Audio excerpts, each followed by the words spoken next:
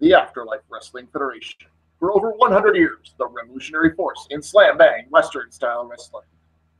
Hello to our few listeners, if anybody actually bothers with this. I am Andrew McHale. This is SK Green. We are your reporters from the mortal realm for the Afterlife Wrestling Federation, the best wrestling that you have ever seen. Yes. And there might have been a slight thing, as there was a difference in the forces of evil facing the forces of good in one of their many attempts to take over the Afterlife. But we were able to pass that one and get this second attempt at this. Yeah, we had a few technical difficulties, so it sounds like we're going over. It sounds like we think we're going over the ground. We are, but we know it's new to you. And we start, as we should, by going over ground rules here. First off, this is open to anybody who has passed on, and this is our way of honoring those who have passed on, or at least remembering those who have passed on. Honor might not be the right word with some of them, but this leads to rule number one. No moral judgments. We're just bringing the past back to life. Yes. We remind you that it doesn't matter what they did in their life. If they were a wrestler, they are eligible. We don't have any religious viewpoints or viewpoints of how their lives were lived in as well on this one. We remind you that there is no one religion, but there is one book that everyone can live with as the answers to everything. And that, of course, is Dianetics. You don't know the history of psychology. I do. Did Mr. Miskovich get your address again? No comment. We'll have our lawyers work on it. Yes. Rule number two is that we are taking these people from the point that we feel they were at their peak career-wise, which is going to make things all the more fun. A few examples. Eddie Guerrero won his only world title in 2004, so you're going to see 2004 Eddie Guerrero here. Buddy Rogers and Pat O'Connor had the match of the century in the early 60s. That's when we're taking them. Andre the Giant sold out Shea Stadium in 1980. That's his peak. Bruno Sammartino in the late 60s was the man in Madison Square Garden. That's his peak. So on and so on. We're willing to be a little lenient if somebody, for example, had a great character that made them popular after their body couldn't keep up, but that's the exception rather than the rule. Yeah, and usually there might be some aggregating of someone who may have, someone like for Eddie Guerrero, where his peak as a draw was in 2004 when he won the title, but he may have been better in the 90s in the Cruiserweight division in WCW. So, and that ties to the next rule on this. And rule number three is that we will teach these old dogs new tricks. While we are assuming that we are getting the people from their peak, we're not going to assume that we're getting their wrestling knowledge from their peak. You look at some of the people in the 20s and 30s, their wrestling style wouldn't do well today. But they've had quite a bit of time to study and to say, hey, that move's pretty cool. Let me see if I can do it. But, yes. But along those lines, they have to be able to do it. Mm-hmm.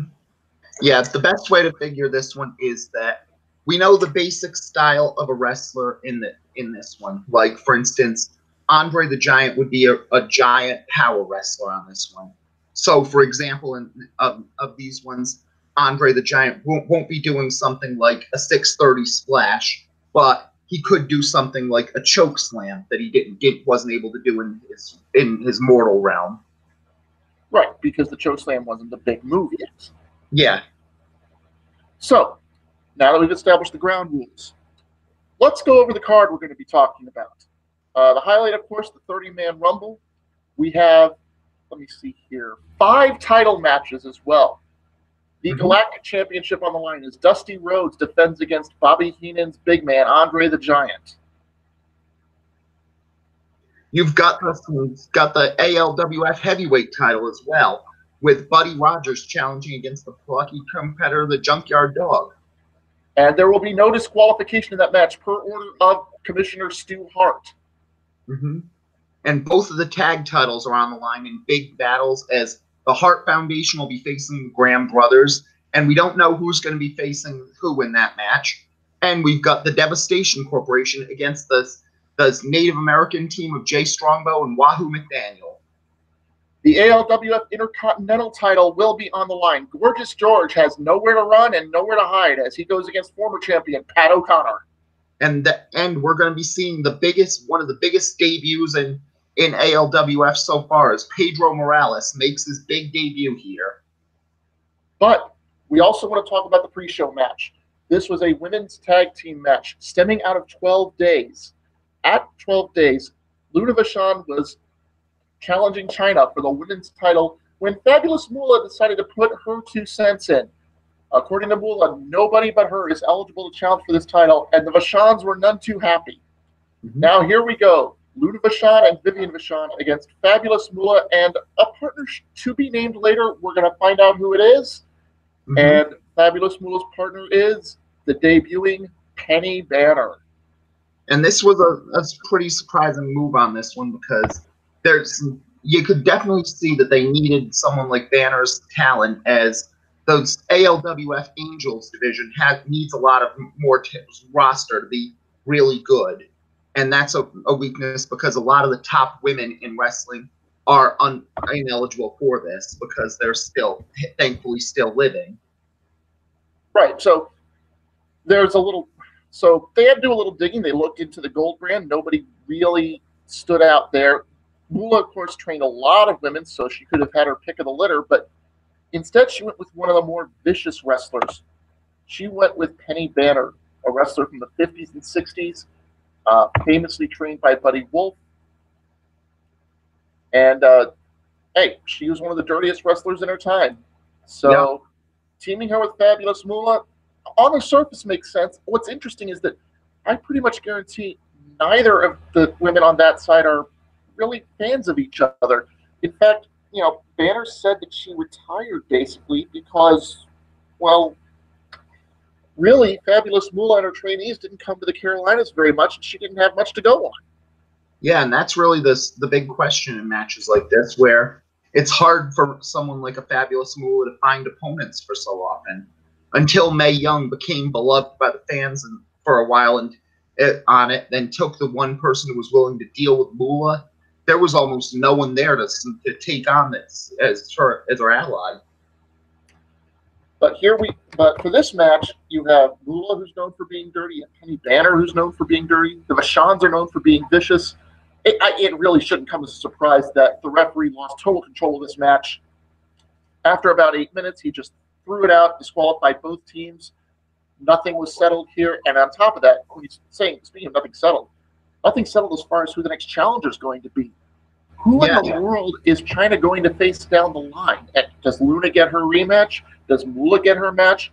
Did Penny Banner impress enough to get a shot? Where are we going with this?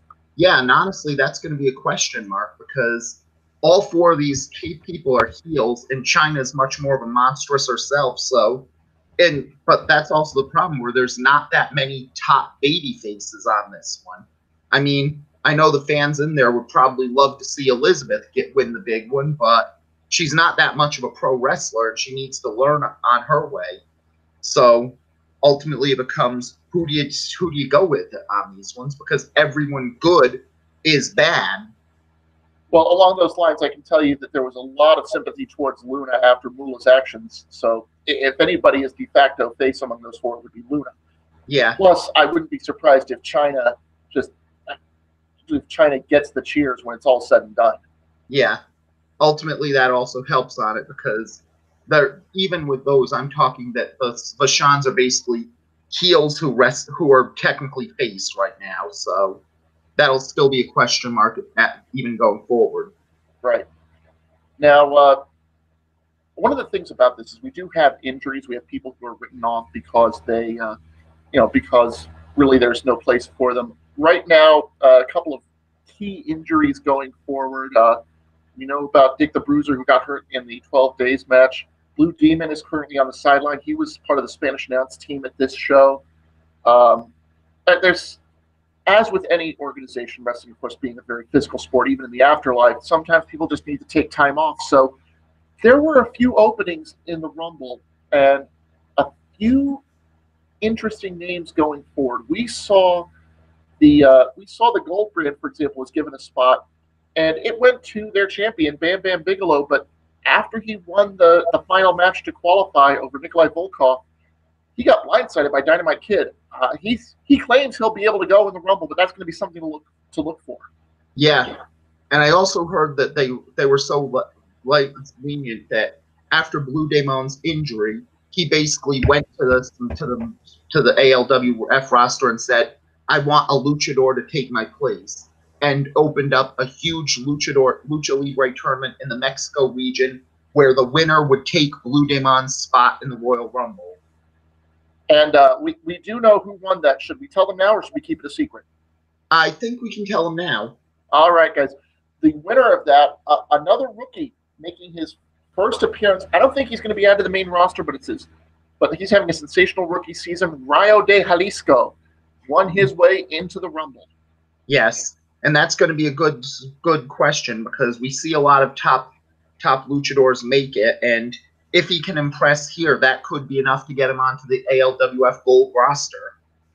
Now we'll see where we go from there. But first, with Antonio Pena and Blue Demon calling it in Spanish, with Gordon Soley, Lance Russell, and his lordship Alfred Hayes in English, let's begin the show. And we begin with the Elysian brand. That's the so-called blue brand, if you will, putting their tag titles on the line as Devastation Incorporated, the team of Classy Freddie Blassie, the Japanese Vampire, and Maurice Vachon, the Mad Dog, with Gary Hart in their corner, taking on Chief Jay Strongbow and Chief Wahoo McDaniel. Yep, and the Chiefs are getting a lot of a fan base on it and are a very fiery babyface team. And this is the team you want on a team that's just, they go past hardcore and almost to deathmatch stuff and with Devastation Incorporated. So, yeah, and Devastation Incorporated, not just these two. As Gary Hart told us on the mic, the Sheik is also a member of it. Now, we haven't seen the Sheik since his insane horror show cage match against Roddy Piper. We've heard that he's basically tearing up the Japanese territory right now, making a special run through. Gary Hart, though, promised by the end of the night, Devastation Incorporated would prove their dominance. Now, What in the world could that mean? I'm sure they think they're going to defend the title successfully, but he has to mean more than that. Well, there's always surprises in the Royal Rumble, so he could mean that one of them could be saving their space to enter the Rumble and win that as well. And yes, and even if you're a tag team champion, the chance to main event the Easter show is always a big deal. Yeah, and we saw it when the Von Erich brothers looked at each other and said, "Hey, no hard feelings. We both want to be in this. We both want to be champions. Let's enter, and let's see which of us is better." That was a big moment on Elysium TV. Mm-hmm. Yeah, and ultimately that would be the question on it, where you have to wonder what would happen if someone like the Japanese Vampire were to main event the Easter show, and even, God willing, not managed to win the title. That would be like the underworld taking over the Elysium. Well, that would be wild. And as we mentioned, Easter Rising, the signature event of the ALWF, April 21st. We'll be there to provide you with a report. But first, let's get to this match. As Wahoo and Vachon started, Wahoo knocks down Vachon and works the legs for a while. Big back body drop. He brings in Strongbow. Strongbow with the chops and a clothesline. Vachon is reeling. Blassie calls him out of the ring, and everybody just sort of has a regroup session. And this we kind of expected. The Chiefs are fast starters. The crowd really into it at this point. Mm-hmm. Yeah, and that's really a good thing on them because the Chiefs, again, they're the type of team you want to be facing, the Devastation team, because they can get the crowd's sympathy. Mm-hmm. And Strongbow doing a good job of keeping Vachon out of the ring. Now Gary Hart on the apron to complain, and he eats a chop from Strongbow, but that allows Blassie to turn the tide a little. Doesn't last long as Vachon misses a charge. Wahoo with a power slam, our first 2 count of the night. Wahoo going up to the top. Oh, Blassie caught him and throws him back into the ring, and now Devastation Incorporated taking over. Mm-hmm. And this is when you have to worry if you're a Chiefs fan. So exactly. Blassie working the throat and now biting at the forehead. Double slam, and this is the big point of the match. Vachon loads up the right hand and boom! And I think he may have broken Wahoo's nose with that shot, but Hey, anybody who's a Greg Valentine fan will tell you Wahoo's worked through a broken leg before. This is nothing. Yeah, and ultimately, it's even worse when you see what they tried right after the nose broke. So yeah, and what we're talking about here is that Blassie, doing his usual, bites at the cut on the nose and then spit the blood right back into Wahoo's eyes. The crowd just freaked out at that one. yes, and that stomach claw by Blassie. Wahoo looks to be in trouble, but he finds his way to the ropes. Blassie tries to clothesline. Wahoo ducks it, gets a hip toss on the comeback. Blassie's up first. Wahoo catches him with a flapjack. Both men crawling to the corner. There's the tag to Strongbow. He's a house of fire. Run those heads together. Again, hard on the apron. Again, Strongbow knocks him off. Blassie with a quick low blow. Vachon with a backbreaker. He covers. 2. Strongbow powers out, and we've seen this before. Vachon's shots are having no effect. Strongbow is getting in the zone. He's starting the war dance. Oh, you all know what happens when he's dancing. You better run. Mm-hmm. But he doesn't run, and he's going to pay for it. Big chops all over the place. More chops. Strongbow now with the Samoan drop. He covers. 2. No, but it looks like, they're going for the finish. Wahoo brought in. Both men with an Indian deathlock on Vachon. This is a big moment. Will Vachon submit? Wait a minute, wait. The referee is telling Strongbow to break his half and trying to send him to the corner. Blassie's in the ring. He's got a belt. And he blasts Wahoo with it. That's going to be the turning point of the match. That's going to pretty much end it. Spike pile driver follows. Blassie covers. 1, 2, 3. Devastation Incorporated retain the titles. Yes. And this is going to be a very big one for it, because if they took out the Chiefs, I don't know who can face this team. Well, there's more coming up on that later. I'll tell you, it was a solid opener. I really liked it. Only went about 15 minutes. Now, it sounds like it went a lot shorter when we're describing it. We're not giving it to you blow by blow. Just remember that. Yeah. To be honest, if you thought about it, the people who talk about this on the internet, nobody really thought that Strongbow and McDaniel were going to win this one, just because the big win that Devastation Incorporated had over the Von Erich brothers really deserved a longer reign than just a couple months. Yeah. And that's really the big question, because Devastation Incorporated is at their top of their level on this one. Just the fact they're doing so well in Japan as well, because with all the great Japanese aces that managed to make their way to the Universe Widens show on it, you don't know if there's anybody who's going to be able to take out the Sheik in Japan yet. Yeah, that's going to get interesting, and we're certainly going to keep our eyes on that. We went backstage at this point as Billy Sandow was talking to the members of his corporation. For those who don't know, the Sandow Corporation consists of George Hackenschmidt, the Gold Dust duo of Toots Mondt and Ed Lewis, and the newest member, Billy Robinson. Now, Sandow said he knows that everybody's got numbers they don't really want, but that's the kind of thing you have to do when you make trades. And the point is, he told them to look all at their numbers and said, they're all really close to each other. All you got to do is survive till all 3 of you are in there. 3 people beat 1 people. This is not every man for itself. We are in this together. And then when it comes down to us, the best man will win. You got that, George? Mm-hmm. Got that, Billy? Got that, Toots? All right. Yes. If you're wondering about Ed Lewis, he's got a match later. He's going to be facing the debuting Pedro Morales. He wanted advice for his match. Sandow said, don't worry, we'll talk about that soon enough. Let's focus on the news we got here, which is that the 3 members of the corporation, and the corporation's a very tight unit. Let's not get confused here. It's not just a business arrangement. Mm-hmm. They're all going to come out very close to each other, and that means that when they get together, it's going to be very hard to eliminate any one of them without the other 2 helping them out. Yeah, but that also leads to a question mark of what happens when they see who the best man wins. Ultimately, that's the problem with things like the Royal Rumble, where you can have as much of an alliance as possible, but at the end of the day, it's every man for himself. And if you have the chance to main event Easter Rising, you do anything for it. And Exactly. Bill Robinson is much younger than the other members of the corporation, so he would be willing to backstab them like he backstabbed Big Daddy. You've got George Hackenschmidt, who's much older than the other members of the Sandow Corporation.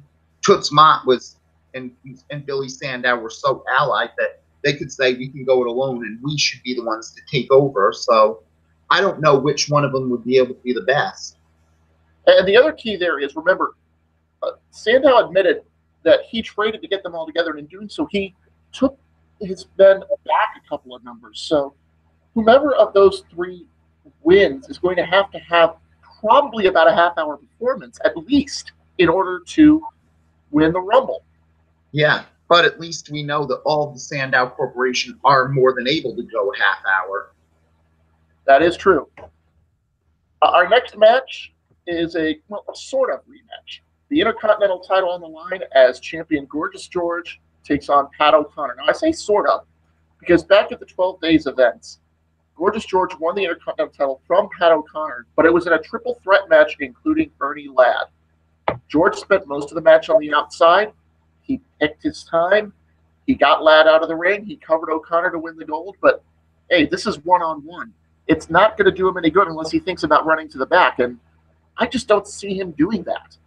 Yeah, but ultimately that's the thing where Gorgeous George is doing so well against people like Pat O'Connor and Ernie Ladd because he's using his mind instead of his wrestling ability.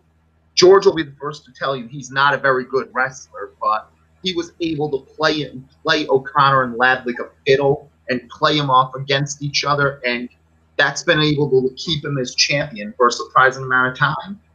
So a little bit of Monte Cristo action there, huh? Exactly. Well, here we go, one-on-one, and we're off to a slow start because George doesn't want anything to do with Pat O'Connor. He slowly removes the pins from his hair to make sure they're out, make sure there's no weapon around. He jumps to the outside. He asks his butler, Chavo, to give him a nice little spritz of Chanel number 10. You know, the usual. Mm-hmm. O'Connor finally brings him back in, and George complains of a hair pull. O'Connor charges. George hides behind the referee, breaks the eyes, acts like he's done something special. The crowd is not too thrilled with this. O'Connor's finally had enough. Charges in, knocks him over, cradle, 2 count, not good enough. Charges into the corner again. George moves out of the way, does his usual rile up the crowd offense, and right around this time, we hear somebody say enough. No, not the fans. It's somebody on the microphone. It's the Grand Wizard Roth, who says this match has gone on for too long. He gave it as much time as it deserved, by which he means about 3 minutes. Yes. Yeah, you know what that means, right? We all remember 2002. Yep. And Ernie Ladd and his allies' 3-minute warning were right there for the attack. They surround the ring. George tries to play dead. O'Connor looks to see who's going to come in first. But before anyone can come in, here's Bobo Brazil to try and cut off Ernie Ladd because Bobo Brazil and Ernie Ladd hate each other and always will. Yes. O'Connor sees the opening. He charges out onto Rosie. It's a 3-on-2 on the outside. It races into the ring. George tries to defend himself. Chavo comes in to protect him. Let's just say there wasn't a match here, shall we? Yeah. The match is already done. Everybody brawls to the back. And really the story here is that Ernie Ladd is just as furious as anyone else about George's antics. And those three pretty much need to have a rematch down the line. Of course, but ultimately that's basically the issue where we have Ernie Ladd, who's one of the toughest men in the company. We've got Pat O'Connor, who's one of the best technical wrestlers in the company. But Gorgeous George may be one of the smartest men in the company. And because of that, he's got O'Connor and Ladd unwilling to accept that if the two of them gang up on George, maybe one of them has a chance to win the title. But Ladd and O'Connor hate each other just enough so that neither one's willing to step aside and let the other guy be champion. And let's be fair here. George did have a little bit of luck on his side. If the Wizard Roth doesn't send his men out, Pat O'Connor probably gets the title back. Well, of course. But that's really the problem because George is playing chess while everybody else is playing checkers, and he knew that Ernie Ladd wants that title as much as O'Connor does. And the one thing he wants less than Gorgeous George's champion is for Pat O'Connor to win that title. So we got a huge brawl, everybody to the back. Nothing really solved at this point. Mm-hmm. we went through a video package at this point for Dusty Rhodes versus Andre the Giant. Here's the summary. For a long time, Nick Bockwinkel held the title, and Bobby Heenan made the rules. To get to Bockwinkel, you had to get through Andre. Many people tried, and many people fell, until Dusty Rhodes, combined with a coalition of people willing to make sure that it was one-on-one, toppled the Giant and got his chance. But it wasn't going to be that easy. The coalition had to go through the Heenan family at War Games. And with the help of Eddie Guerrero and Bobo Brazil, Rhodes managed to captain his team to victory. Unfortunately for him, Bockwinkel had one more hurdle. You see, it took the three of them to make Bockwinkel submit. So which one of those three should get the title shot? They'd face each other, and the winner would get the shot at Bockwinkel later that night. Dusty came out on top. But before he could step into the ring, Bockwinkel made him promise there would be no help for either team. Of course, Heenan didn't agree to that and sent the Heenan family out anyway. Dusty Rhodes fought like a champion. And soon, Owen Hart, Davey Boy Smith, Art Barr, Louis Spicolli, everyone started flooding. It turned into a lumberjack match on the outside. In all the chaos, Bockwinkel looked to get the killer blow. He missed. Dusty didn't. And Dusty Rhodes became the new Galactic champion. But there was no time for celebration because the very next night, Bockwinkel invoked his rematch clause, and Andre attacked. Turns out the Heenan family had another plan. If the Giant couldn't be the gatekeeper, he'd be the challenger. And that brings us to this match, Dusty and Andre. The title hangs in the balance. Yes. And this was a very big match on it because Dusty had been lucky for a lot of these things, but unfortunately couldn't be as lucky with his ace in the hole from the original match on it because we can tie to this and tie it backstage when we had Rikitos on and Giant Baba for it. Yeah, those two were arguing over. Sorry, I don't speak Japanese. The point is they were arguing. Mm-hmm. Rikitos on was taken back by security. But before you think that this segment was over, Eddie Graham, Jerry Graham, Ray Stevens all ran in. They all attacked Baba. They made sure that there wasn't going to be anything going on. Now, Andre told them all to stay in the back. So they did their damage in the back. And it's no surprise that they figured Giant Baba would be the one to stop because anybody who's followed wrestling knows Andre and Baba, eternal rivals. Yes. Baba would not want anything to do with Andre being champion, and he would try to make it, and he would try to make sure that Dusty retained. Well, now they're both on their own.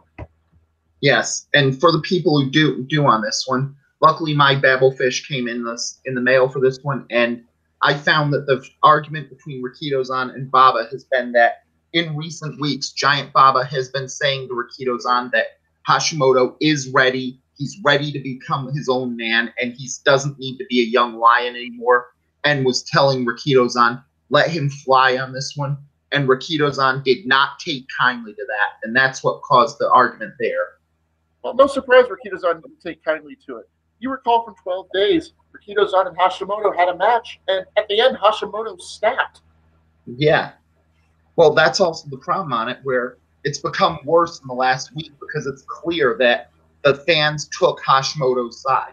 They saw that Rikitos didn't respect him. They saw that Rikitos was openly sandbagging, openly dogging it, openly trying to make him look like a joke. And they understood why Hashimoto snapped on it. And Hashimoto's actually gotten a lot of respect on it, with many people even fantasy booking Dusty Rhodes and Hashimoto as allies eventually. They both seem like two big, fiery guys who will not take anything from anyone. But that's for another day. Mm-hmm. Let's go to the match at hand, Dusty and Andre. Yep. And well, it also does tie into this one because ultimately the big problem on this one was Dusty Rhodes has the fire, he has the title, he has all the skill in the world, but he's just not in Andre the Giant's league. But do not tell Dusty Rhodes that fact. Yeah, Dusty will fight his way into anyone's league. Mm-hmm. Dusty goes for the lockup and just gets shoved away. This happens again, and he's shoved away again. Try a third one, and this one ends with a slam by Andre. Andre walks over Dusty, picks him up, hip toss into the corner, and Dusty's got to go for a bit of a timeout. We're seeing it right away here. Andre the Giant is bigger and stronger. Dusty's not going to match strength with him. He's got to find another way to win. Mm-hmm. Unfortunately, Dusty's heart may be bigger than his head sometimes because Andre held up his hands for a test of strength as Dusty returned, and Dusty agreed to it. Why would you do that with Andre the Giant? Well, that's basically the thing. Andre the Giant may have all the size in the world, but you can't judge the size of someone's heart like you can with Dusty Rhodes' heart. But unfortunately, Andre the Giant has a lot of heart himself, so that's still not going to be enough. Yeah. Dusty got the worst of the test of strength, found himself on his back, kept his shoulders up, though, kicked away at the legs of Andre, got him down to one knee to break, and it was time for the flip-flop and fly, or so we thought, but during the little razzle-dazzle before the final elbow, Andre reached forward with the goozle. Dusty is lifted up, and oh, wait, no, there's the last elbow. Never mind. Then Dusty follows with a drop kick. Yes, Dusty did a drop kick. We've seen footage. Andre is staggered. Dusty comes off the ropes, throws himself at Andre, and Andre catches him with a power slam. Well, so much for that. Andre picks him up. Out of the ring goes Dusty. Andre has a little conversation with the referee, blocks his view. Bobby Heenan starts stomping away on Dusty. This wakes Dusty up. The chase is on around the ring, and Dusty runs headlong into Andre, and things are looking pretty bad at this point. Andre press slams Dusty from the outside over the top rope into the ring, plays to the crowd, which allows Dusty time to get up. And as Andre steps over the ropes, Dusty shakes them. And yeah, at this point, Andre's finally showing a little bit of weakness. A few more elbows to the back, and a big clothesline. Andre falls into the ropes. He's tied up. This is Dusty's moment. Lefts, rights, elbows, everything landing on him. He gets a running start, and it's a cactus clothesline, both men back to the outside. Dusty's up first. He tries to pick Andre up. Andre shoves him away. Dusty finds himself back to the post.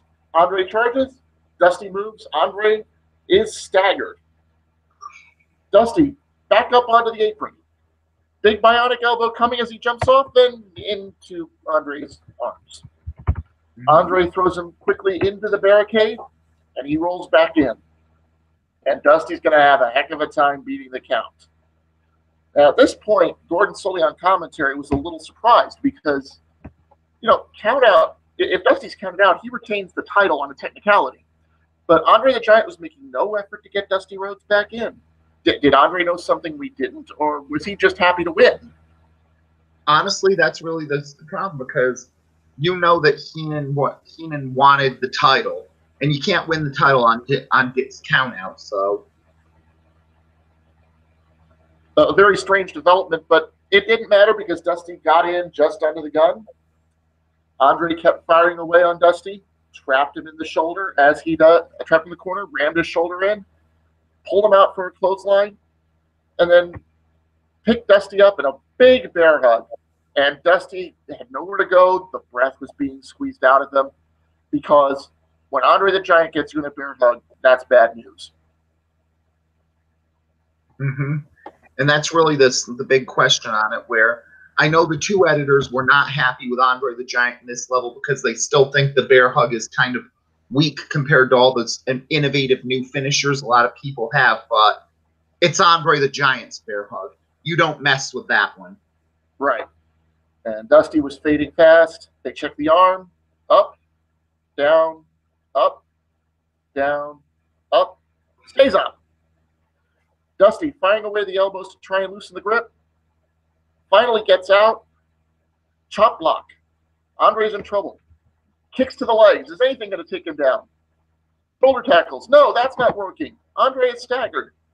So Dusty goes to the top rope, which, do you ever see Dusty go to the top rope? Honestly, if it's his only chance, he might have to, so.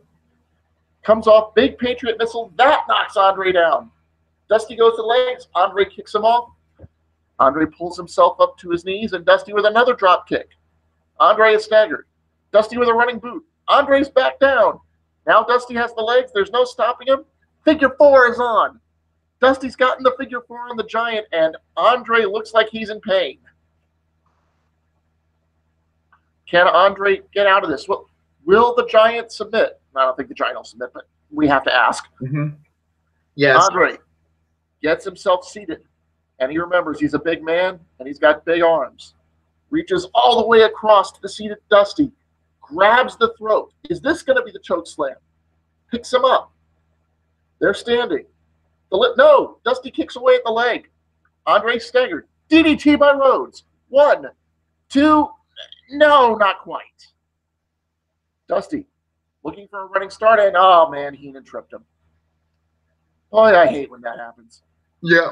And Dusty wants to make sure it doesn't happen again. He goes outside, crossroads to Heenan.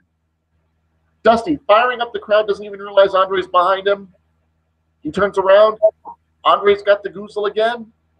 Carries him over to the Spanish table and choke slams him right through it. Yeah. You could hear the air go out of the arena when that happened. Well, of course. And after something like that, it's all over but the crying. So Andre throws him in, lifts him up. A tombstone pile driver. 1, 2, 3. And the Galactic champion, Andre the Giant. For the 5th time in his career in the Afterlife, Andre the Giant is the man. And that's a scary thought. Yes, because again, Andre the Giant's dominant as a gatekeeper on these ones, but when the gatekeeper holds the title, there's almost no way to stop him. Let's talk more about this match in a meta sense, in an overall sense. First off, this was match of the night as voted on by the internet community, which was a bit of a surprise, I think. Yeah. But all the same, you have Dusty, he's got a formula. You have Andre, he's got a formula when he's a heel. And you knew when you put these two together, those formulas fit so perfectly that it was going to produce a heck of a fight. Yeah. And ultimately, this was kind of the problem where it was disappointing to a lot of people because a lot of people thought that the Dusty Rhodes storyline had gotten so big that they kind of had to make Dusty Rhodes the champion at 12 days. But ultimately, they still had their Easter Rising planned main event, and they weren't going to change things outright. So Dusty Rhodes did well in his first title reign as the Galactic champion, but it may have been a short reign, but it's very likely he'll get another title reign somewhere down the line. Yeah, he's somebody to keep an eye on there, definitely. As this went on, we go backstage where the Hart Foundation is talking about their title match, and Davey Boy Smith and Jim the Anvil Neidhart are both politicking. They both want to be the partner. They both talk about how great they worked with the Hart family. Owen, as the captain of the Hart Foundation, says, okay, stop. Brian, I know you're in the room, so you watch over this. You two, give me some rock, paper, scissors. Winner is my partner. They do the rock, paper, scissors. Anvil wins, so it's going to be Owen Hart and Jim the Anvil Neidhart, which is an interesting decision. If you look at it from sort of a detached sense, Owen Hart and Davey Boy Smith were 4-time tag champions before the roster extension. Jim the Anvil Neidhart's done pretty well for himself, but he's still a rookie in the Afterlife Wrestling Federation. You would think that Owen would go straight for teaming with Davey again. Well, you also have to remember that Owen Hart is one of the best tag team specialists in ALWF completely. He's been very solid with Brian Pillman. He's been very solid with Davey Boy Smith, and he's been very solid with Jim Neidhart. So Owen kind of knows that he's the core of this team, and as long as he's in the match, anyone else he's with is going to do it. And luckily, Neidhart and Davey are both power wrestlers, so Owen knows how to work with both guys. And if Neidhart keeps learning new tricks, he could even be as good as Davey Boy Smith is a power wrestler. The only difference that Owen would have to deal with was if he was working 2 high flyers with Pillman. But Owen basically knows how to work with both guys. Mm-hmm. we went backstage where Gene Okerlund interviewed Macho Man Randy Savage about the Rumble. Savage gave his usual speech, said he was going to win the Rumble, said he was going to Easter Rising to be the champion. He wasn't afraid of Andre the Giant. He wasn't afraid of anyone in the Heenan family. He didn't care if it was Buddy Rogers, JYD, could have been anyone. When the Rumble was over, everyone recognized the greatness of the Macho Man, and he'd be on everyone's mind. Yes, and ultimately this is a good return for Macho Man, as he was around a number of different places and doing a tour all around the regions for things as he kept going, and that was a big reason he hasn't been seen a lot on Afterlife TV. So yeah, that's the other thing I realized with the Afterlife Wrestling Federation. Not only do you have the two main brands and the Takeover brand, but the 10 regions out there: Northeast, Southeast, Midwest, West, Canada, Mexico, England, Europe, Japan, and the Pacific. There's a lot of loaning of main stars if the area needs a boost. Like you're seeing that with the Sheik going through Japan. I can tell you right now that Peter Maivia is going back through the Pacific Islands to boost them up. So it's not unusual. That's where Savage has been for a couple of months. He's making his return at the Rumble, and we all know that Randy Savage is the kind of person who could win the Rumble if given the chance. Yes, and that's always a plus there on it, because if you have a big return like that, you have some benefits there as well. And our next match, an anticipated debut, Pedro Morales, just recently signed about a month or so ago, taking on Ed Strangler Lewis. No Sandow at ringside. Morales enters the ring, and Lewis immediately jumps the gun. But Morales rolls through the hip toss attempt, comes back, keeps Lewis off of his game, drop kicks, hip tosses, headlock takedowns, bulldogs. Lewis has had enough. He goes to the outside to try and regroup. And Morales pays tribute to his Latin American roots and dives out after him with a plancha. Basically just uses the top rope as a slingshot, sends himself over. So it's not like the usual dive through the middle ropes that you see on modern TV. Back in, Morales with a knee lift, big slam, Lewis bails to the corner. Morales comes in, Lewis moves away, gets his stranglehold sleeper. This is more out of desperation than trying to finish the match. Morales with the snapmare, a drop kick, sends him into the ropes, catch him with the spinebuster, holds the legs, turns him over in the crowd. Lewis has nowhere to go. He taps out. Hey, welcome to the big time, Pedro. Good to see you in the ALWF. Yes, and he looked very good in this one. If I had to guess, I'd say this was 1971 Pedro Morales when he was in the thick of his WWF World Title reign on it. And Ed Lewis is a very good carpenter for this roster, who's able to work well with the newcomers who have just come into the ALWF and help them prepare for the Afterlife's different style of wrestling. So that's a very good thing here. Morales showed a lot of things. He did learn the plancha very quickly on this one. So he's probably going to learn a few more moves as he keeps going on this one. But it was like watching him in 1971 all over again. Yeah, and a good quick squash.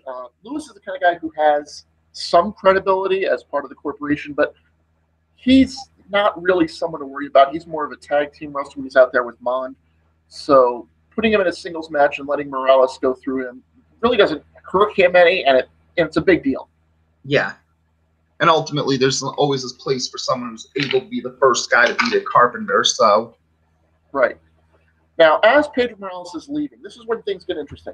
Out comes Gary Hart again.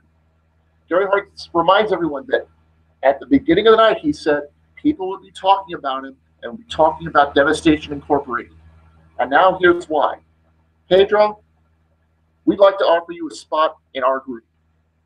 Well, Pedro Morales is kind of taken aback by this. He doesn't know what to think. He hems and haws for a while. He says, I just got here. I really don't know if I should. Gary Hart cuts him off and says, don't make us wait. We want an answer now, yes or no. Morales says, well, if that's the case, I kind of have to say no. Gary Hart just looks at him and says, wrong answer, punk. And Freddie Blassie and Maurice Vachon blindside him. Double team going on in the ring. It looks like they're going to go for a spike pile driver. Here comes Bruno Sammartino with a chair. He chases everyone off, picks up Morales. The two of them shake hands, and wow. I mean, this is one of these things where if you think about it, we always knew that Sammartino and Morales were, very familiar with each other, but Mhm. you never really associated them with each other. They were kind of like one would replace the other. I Yeah. guess it makes sense that they would be friends, but do you think that this could lead to a future tag team? I think it absolutely could on this one because Morales and Sammartino had always been in the same area, and they never really did have a problem with each other. They never really had a reason to fight. So, and it is very likely that they were good friends as well in this, from what we saw in the WWF. So, I think that mutual respect has led to something that's going to be big. And I could tell that all the Puerto Ricans and all the Italians in the crowd were molten when they shook hands. So I think even if that wasn't a tag team on it, ALWF officials may want to make it a tag team just by how much that crowd loved it. Yeah, the European region was absolutely ecstatic when Sammartino made the save.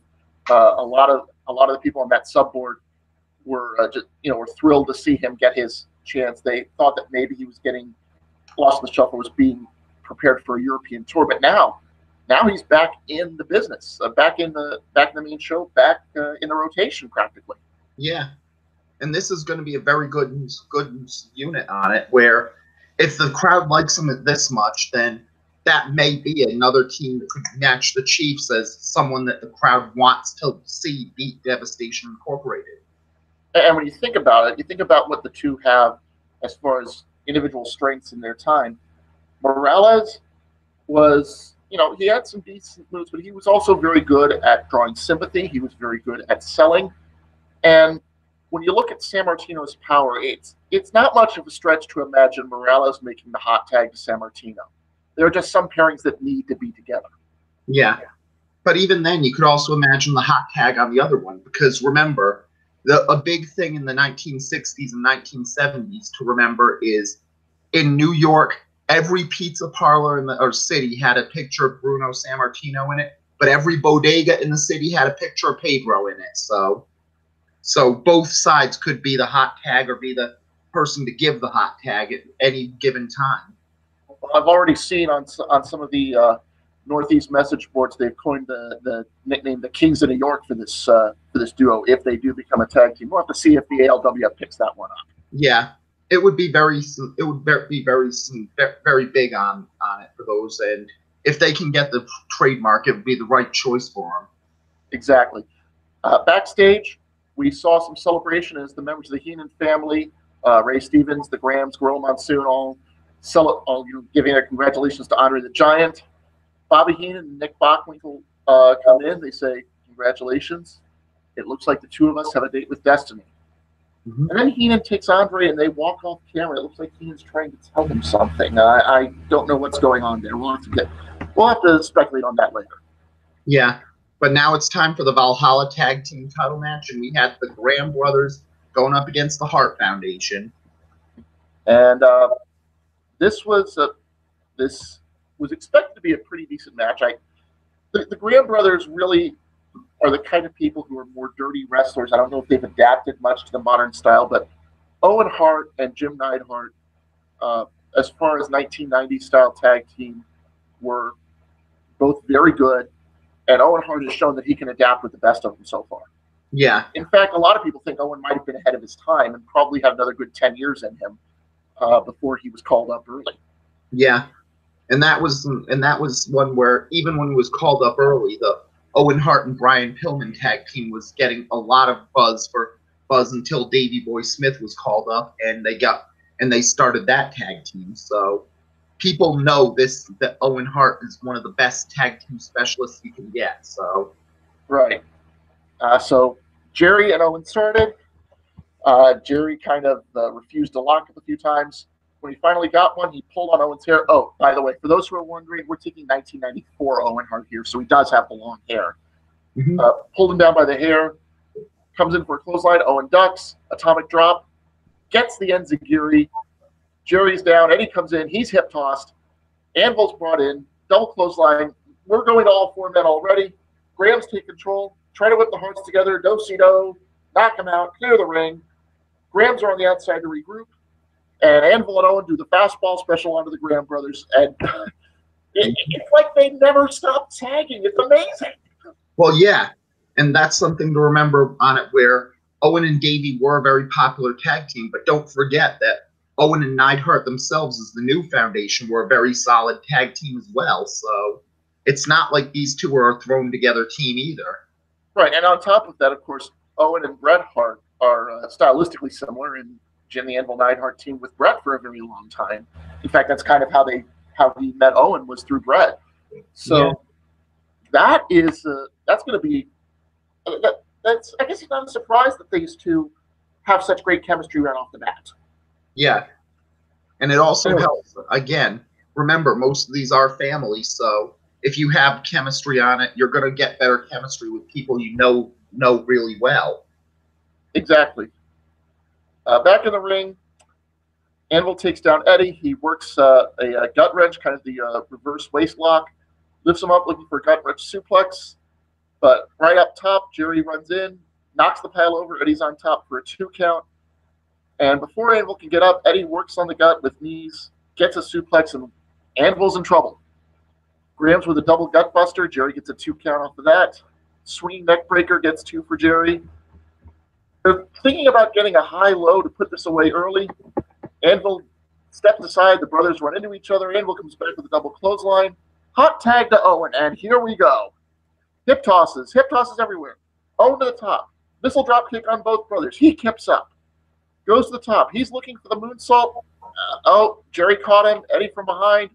Magic killer on Owen. 1, 2. No, Anvil breaks it up. Anvil to the outside. Eddie follows. Charges. Intercepted. Anvil throws Eddie into the steps. Meanwhile, back in the ring, Jerry's up top. He's looking for the atomic knee drop. Owen moves. Jerry's slow to get up. DDT by Owen Hart. Anvil tags in. He's got Jerry over his shoulder. Big power slam. Wait, Keenan's waving to the back. Here comes Ray Stevens. But here comes Davey Boy Smith to cut him off. Keenan's in shock. Jerry's in trouble. Owen tags in. He's going to go to the top. Anvil near him. Rocket launcher to Jerry. 1, 2, 3. Owen for the 5th time. Neidhart for the 1st time. Tag team champions. Yes, and this is kind of a surprise on this one, where I almost feel like if Dick the Bruiser didn't get injured at 12 days, then that probably would have been the payoff there. But I think the Hart Foundation with the tag titles is much more welcome for it. The Graham brothers had their reign, but this seems like a good team to build around, and I'd love to see this match between Hart Foundation and the Robbinsdale connection now. So heck, that could be a trios tag team run for both sides. Oh, we already saw that trios match at 12 days. Mm-hmm. But, run it again. Keep running it. You have a bunch of guys who do a great 90s style match. Exactly. And as I'm sure that as Tom Zenk learns more and more, that's going to be a very good tag team right there as well. Exactly. We now go to a little bit of a video recap of Buddy Rogers, the 10-time and reigning champion, against Junkyard Dog. And why is this no disqualification? Well, here's the story. We put on a special Starrcade-style show in November featuring a lot of elimination matches. In one of them, it was Team Thez against Team Rogers. But Thez was eliminated early, and it was Junkyard Dog who was the sole survivor, pinning Rogers right at the very end. That week, Dog got his reward, a title match against the Nature Boy, set up by then-Commissioner Sam Muchnick. Rogers got the figure 4 on the Dog, but almost as soon as it was on, the towel came into the ring. The ref saw it and stopped the match. But it was Sam Muchnick who threw the towel in. Turns out he's not too fond of having JYD up top, and he wanted to make sure that the Nature Boy was the man to build around. The sort of classy wrestling that you would expect out of a Midwesterner, if you will. Mm-hmm. Vincent J. McMahon was not happy and stripped Muchnick of the Elysium Commissionership. He then promised that at 12 days, Junkyard Dog and Buddy Rogers would rematch, and Muchnick, now named Rogers' manager, would have the new commissioner of the Elysium brand handcuffed to him at all times. That new commissioner, as it turns out, was one of the roughest men known, Stu Hart. So it seemed like Muchnick was going to be able to get much done. But all it took was a split second to be able to sneak those brass knuckles in. Rogers swung, he connected, and he was caught, actually. Stu Hart alerted the referee, and JYD was the winner, but by disqualification. Buddy Rogers had escaped with his title.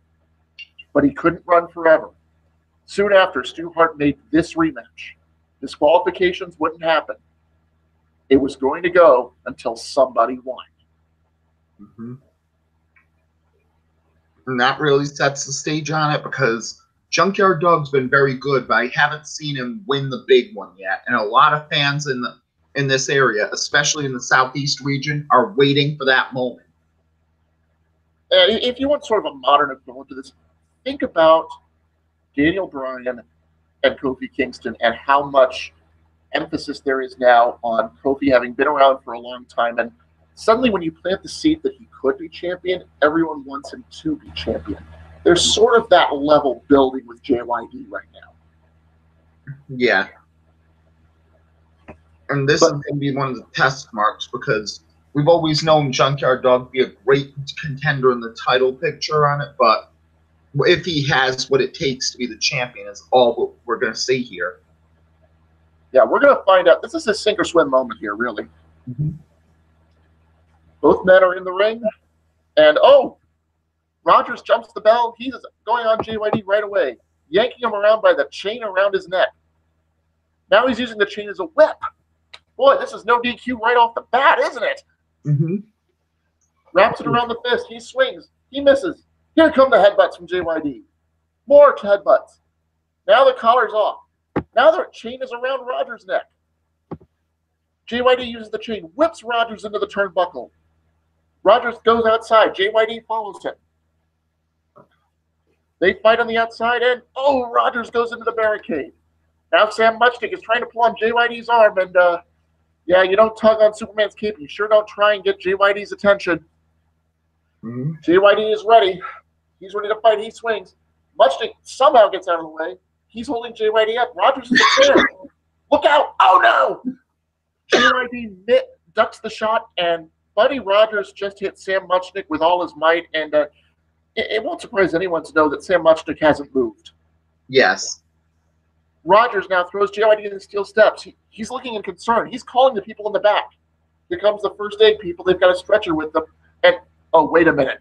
Rogers just stole the first aid kit from the medical man. He's looking at JYD. Here comes a swing. Blocked. Rogers into the post. Meanwhile, they've loaded Muchnick onto the stretcher. And JYD throws Rogers in. He's looking around ringside. That's one chair into the ring. That's a second chair into the ring. Now, he climbs in. Low blow by Rogers.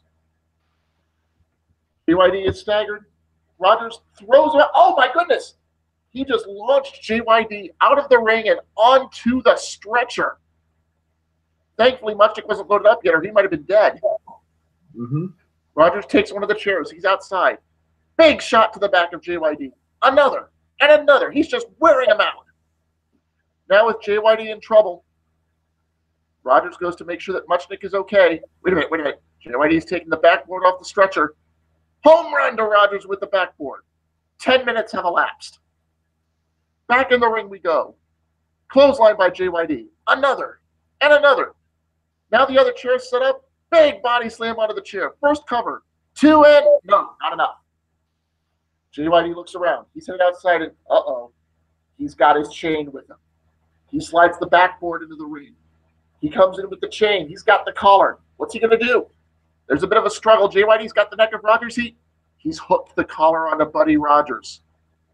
Rogers trying to escape. JYD just keeps yanking him back in with the chain.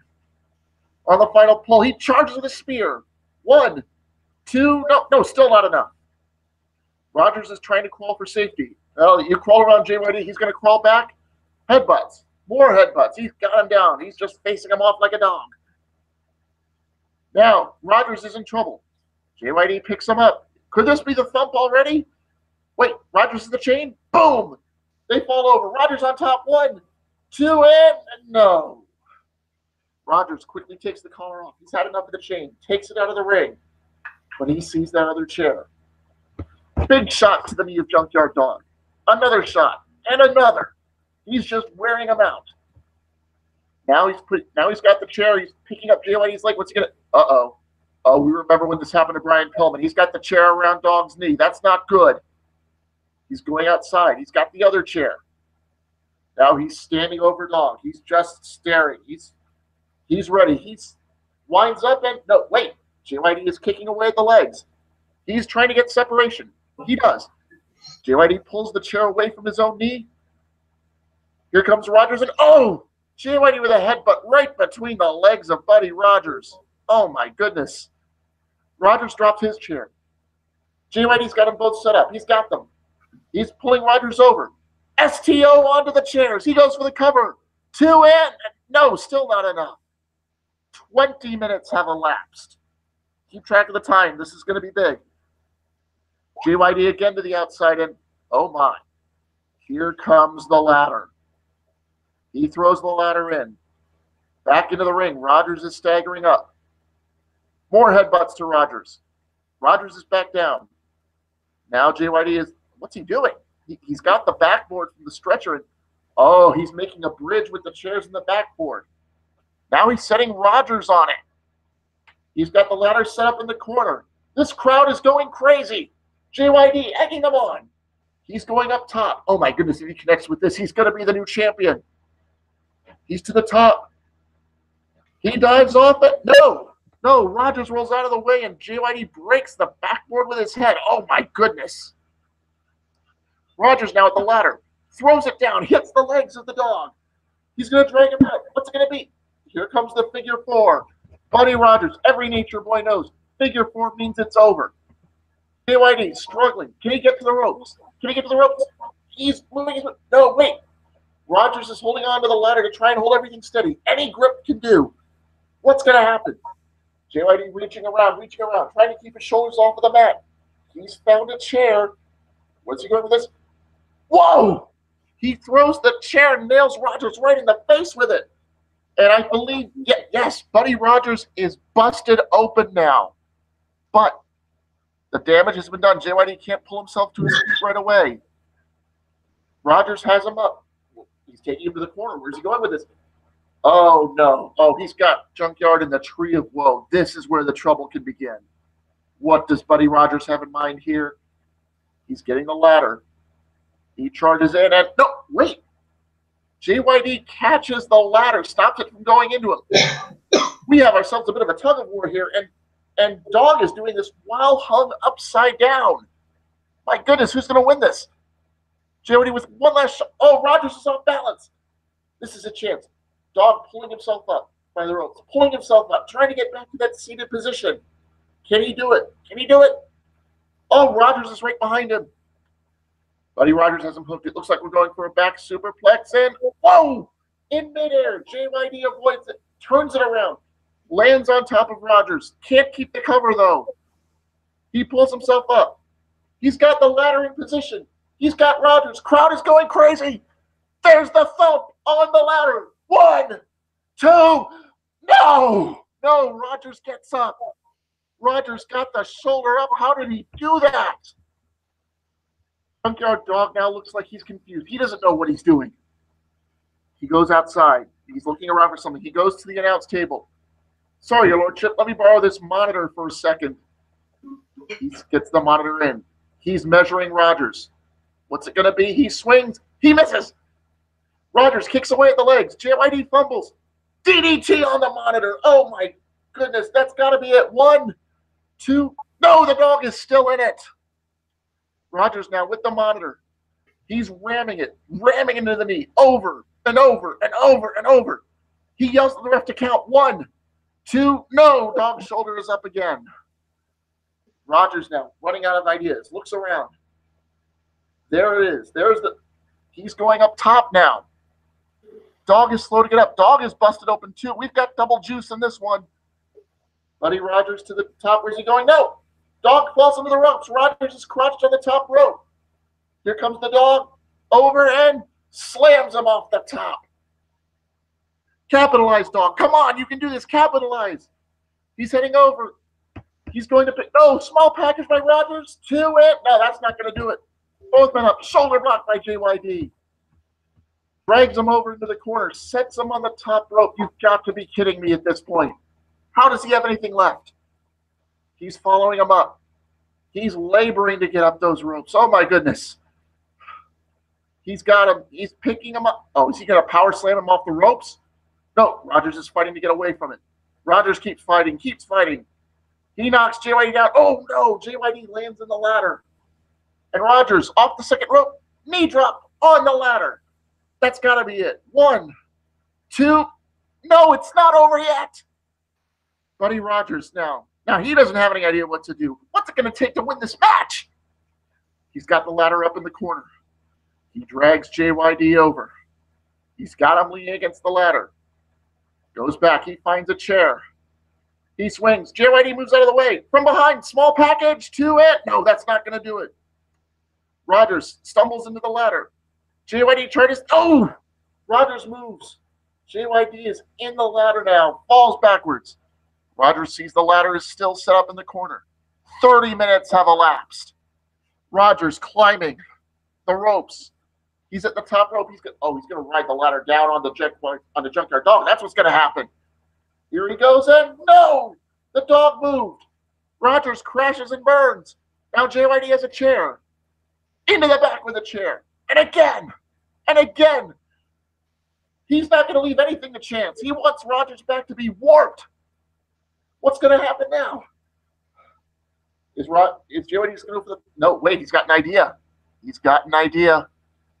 Again, forming a bridge. Now the ladder is set up in the middle. JYD picks Rogers. Oh, no. He's going to give the guy a power bomb on the ladder.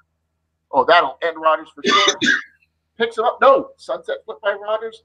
Rolls through. Has the legs. Slingshot. And JYD's head hits the ladder. Oh, man. Now Rogers moves quickly. And he's trapping JYD's legs in the ladder. And now the figure 4. Oh, man. How's he going to get out of this one? Nowhere to go. He can't turn him over because the ladder's too big. But he keeps yelling, no, no, no, will not submit. Rogers pounding away at the knee. Pounding away. JYD trying to sit up. He's losing gas. He's losing. Oh, this may be a bridge too far for JYD. He's fading. He's on his back. Rogers over the count. Ref checks. 1, 2, 3. And after 33 minutes, 51 seconds, the longest match JYD's had in this company, your winner, and still the heavyweight champion, Nature Boy Buddy Rogers. But, man, that was a lot closer than I thought it would be. Yeah, honestly, this was a weird match on it where this match on paper looked like it was amazing on this one. But the IWC was a little bit more impressed by Andre Dusty, and I think a big reason was from what happened on the 2 editors' report on this match, where a lot of them thought that allegedly there was a belief that some Buddy Rogers was trying to hold back Junkyard Dog by taking him too far out of his limits on this one and making him look bad by showing he didn't have the stamina that Rogers had. And the 2 editors have claimed that Rogers has a bad reputation for trying to take matches that should be 20 up to 35 or 40 minutes to show he can do it 60 minutes, and not a lot of guys can.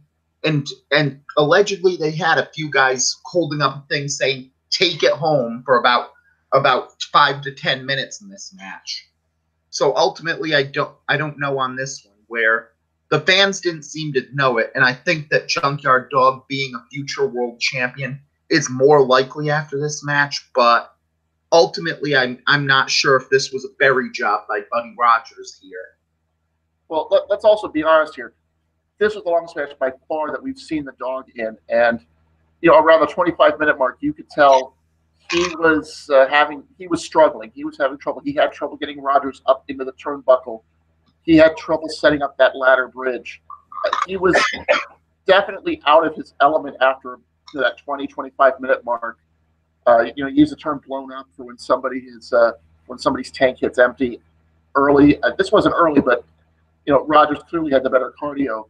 Now, with that said, let's focus on the positives here. Mm-hmm. Let's focus on what kind of match we saw here. We saw a war. We saw a brawl. We saw Buddy Rogers, normally a technical wrestler, show he could hang in a fight. We saw JYD, normally a sprinter, show he could run a marathon. We saw the crowd. Now, bear in mind, Junkyard Dog has for a long time been a popular mid-carder at this level and sometimes gone back and ruled the Southeast Territory. But this is the first time, really, that he got a realistic chance to be world champion. And if the audience has anything to go on, I mean, I'll tell you right now, that thump onto the ladder at about the 18, 20-minute mark, the whole crowd thought it was the finish. The whole crowd wanted it to be the finish. Junkyard Dog now has massive credibility. I don't know if Rogers wanted to tank the dog, but he did exactly the opposite. Yeah. JYD definitely has future champion written on him right now, and he has the credibility to be a main eventer in the future. Yeah. Ultimately, that's one of the worries where a lot of people in this one were leaving death threats on Sam Muchnick's Twitter because a lot of people were worked, but there are people who know that Muchnick's on this booking team, and a lot of people know that Muchnick values people who are serious, legitimate wrestlers, and they think that Muchnick may have booked this match to make Junkyard Dog look bad so that he wouldn't be given the title eventually. And that would, if there's even a hint of that happening, Muchnick should be taken off of the ALWF completely. Yeah, we'll have to see into that. I'm not sure. I also heard that there was they got some advice from Dusty. They got some advice from the Sheik, people who were used to these long brawls. So there was probably a lot of buy-in for this. And let's not forget, Buddy Rogers is a great ring general, and JYD is a great follower. He's a great, he's great at being able to keep pace when he has to. It's not like the dog didn't know what he was getting into with this long match. And he did his part. Rogers did his part. This match, just a little bit behind the Dusty Andre match. You could say either one was match of the night, and you would have a very solid argument, I think. Yeah. Ultimately, I think that it was just barely Dusty Andre, but if this match was about 5 or 10 minutes shorter than this, it would have been this match. That's probably a fair statement. Anyways, the official. Oh, wait.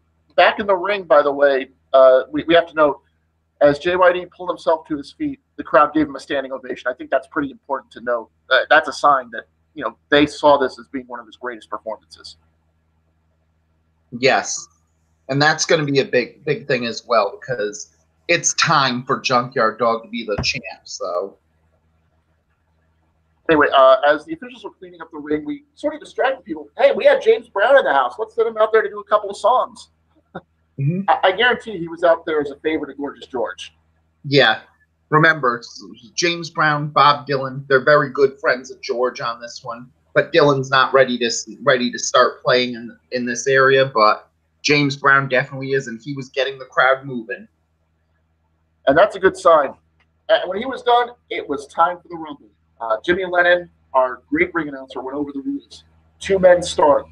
Every 2 minutes, another man will enter. We know the order in the back, so there's not going to be any confusion.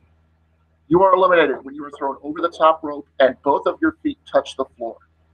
The last man standing, as you know, the last man not eliminated, not only wins the Donald Bradman Cup as the winner of the Ashes Rumble, but he goes on to Easter Rising to challenge for the World Championship of his choosing in the main event. And with that said, let's wait a minute. Wait a minute. I think I'm hearing a new song for the person who might be number 1, and they're going through. James Brown coming out says he's bringing out the greatest of all. He's by the greatest of all. Who knocked the crack in the Liberty Bell? Oh my! You gotta be kidding me! The Louisville Slugger, heavyweight champion of boxing, Muhammad Ali, drew number. Not just he's in this, but he's in this number 1. This was a shock to everyone on this one. I mean, you expect a celebrity to be in the Rumble every so often as a surprise, but number 1, if you have to use someone, you got to go with the greatest of all time. He's a boxer and usually by trade, but he's more than willing to work a wrestling show every now and then. I believe the ALWF has him on a special contract where he can work 2 to 3 matches a year, but using him in this level is big. Yeah, this is a great move. He's probably got the same contract Bruce Lee does as far as part-timer deals. Yeah. We know he's a boxer by trade. He's going to do more boxing than wrestling, but hey, why not? Let's bring him out. Mm-hmm. So that's number 1. Coming in at number 2, the ALWF television champion Vern Gagne. Interesting decision from a meta level to have these two start out. What do you think? I think it's a pretty interesting thing on this one because remember, Vern Gagne is an Olympic wrestler himself. He's always valued amateur wrestling as a strong part of his promotions and stuff, and valued amateur wrestlers. So you know that Vern Gagne would love to work with Muhammad Ali at least once, just to get that boxer versus wrestler viewpoint. Yeah, let's not forget Muhammad Ali's an Olympian too. Yeah, but I know that Vern Gagne has also been picketing that he really wants a match with Bruce Lee as well.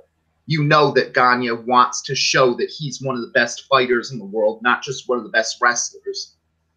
Well, that's the thing is, Gagne, I think, thinks more of himself than the booking committee thinks of him, and we'll find that out as we go along. So these two start out.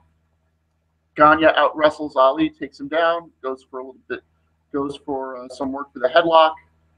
Ali gets away from it, charges in. Gagne keeps on his back.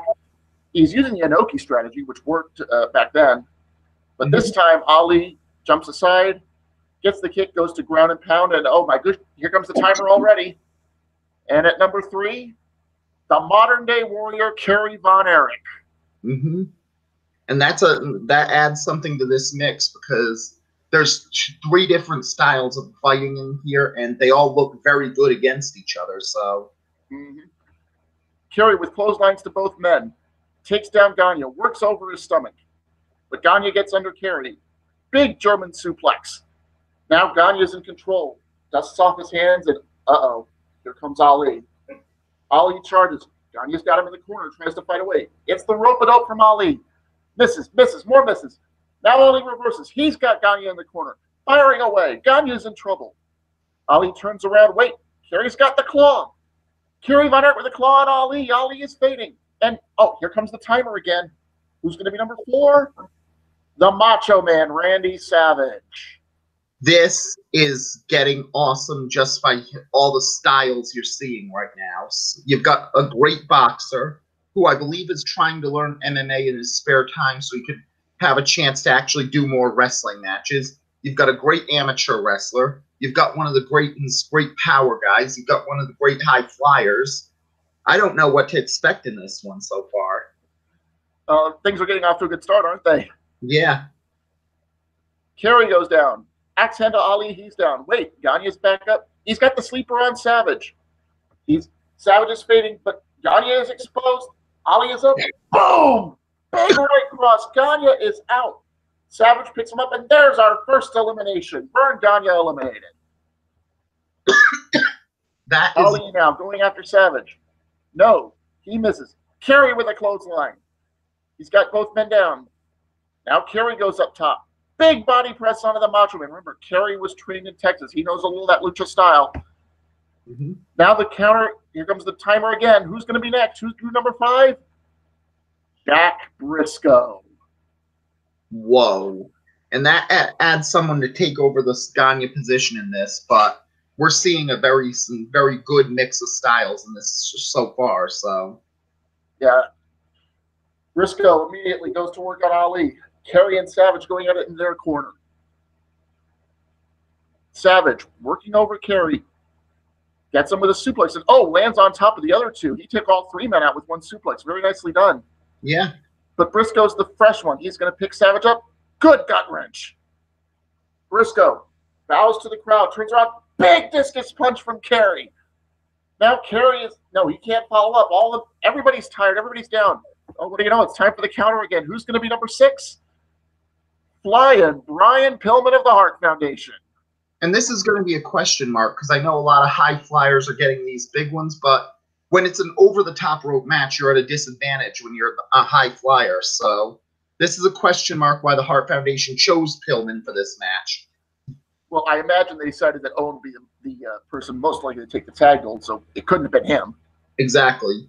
But you would think that they put whoever lost between Neidhart and Davey in there as well. So you'd think. Mm-hmm. Anyway, Pillman working over Kerry in the corner. Wait a minute. Where's Savage going? He's up to the top. Drops the elbow on Ali. That's it. Good night. Thanks for coming. Muhammad Ali is eliminated.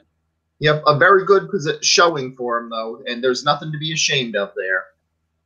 Meanwhile, DDT by Pillman on Kerry Von Erich, and now Pillman, Savage, they're just staring at each other.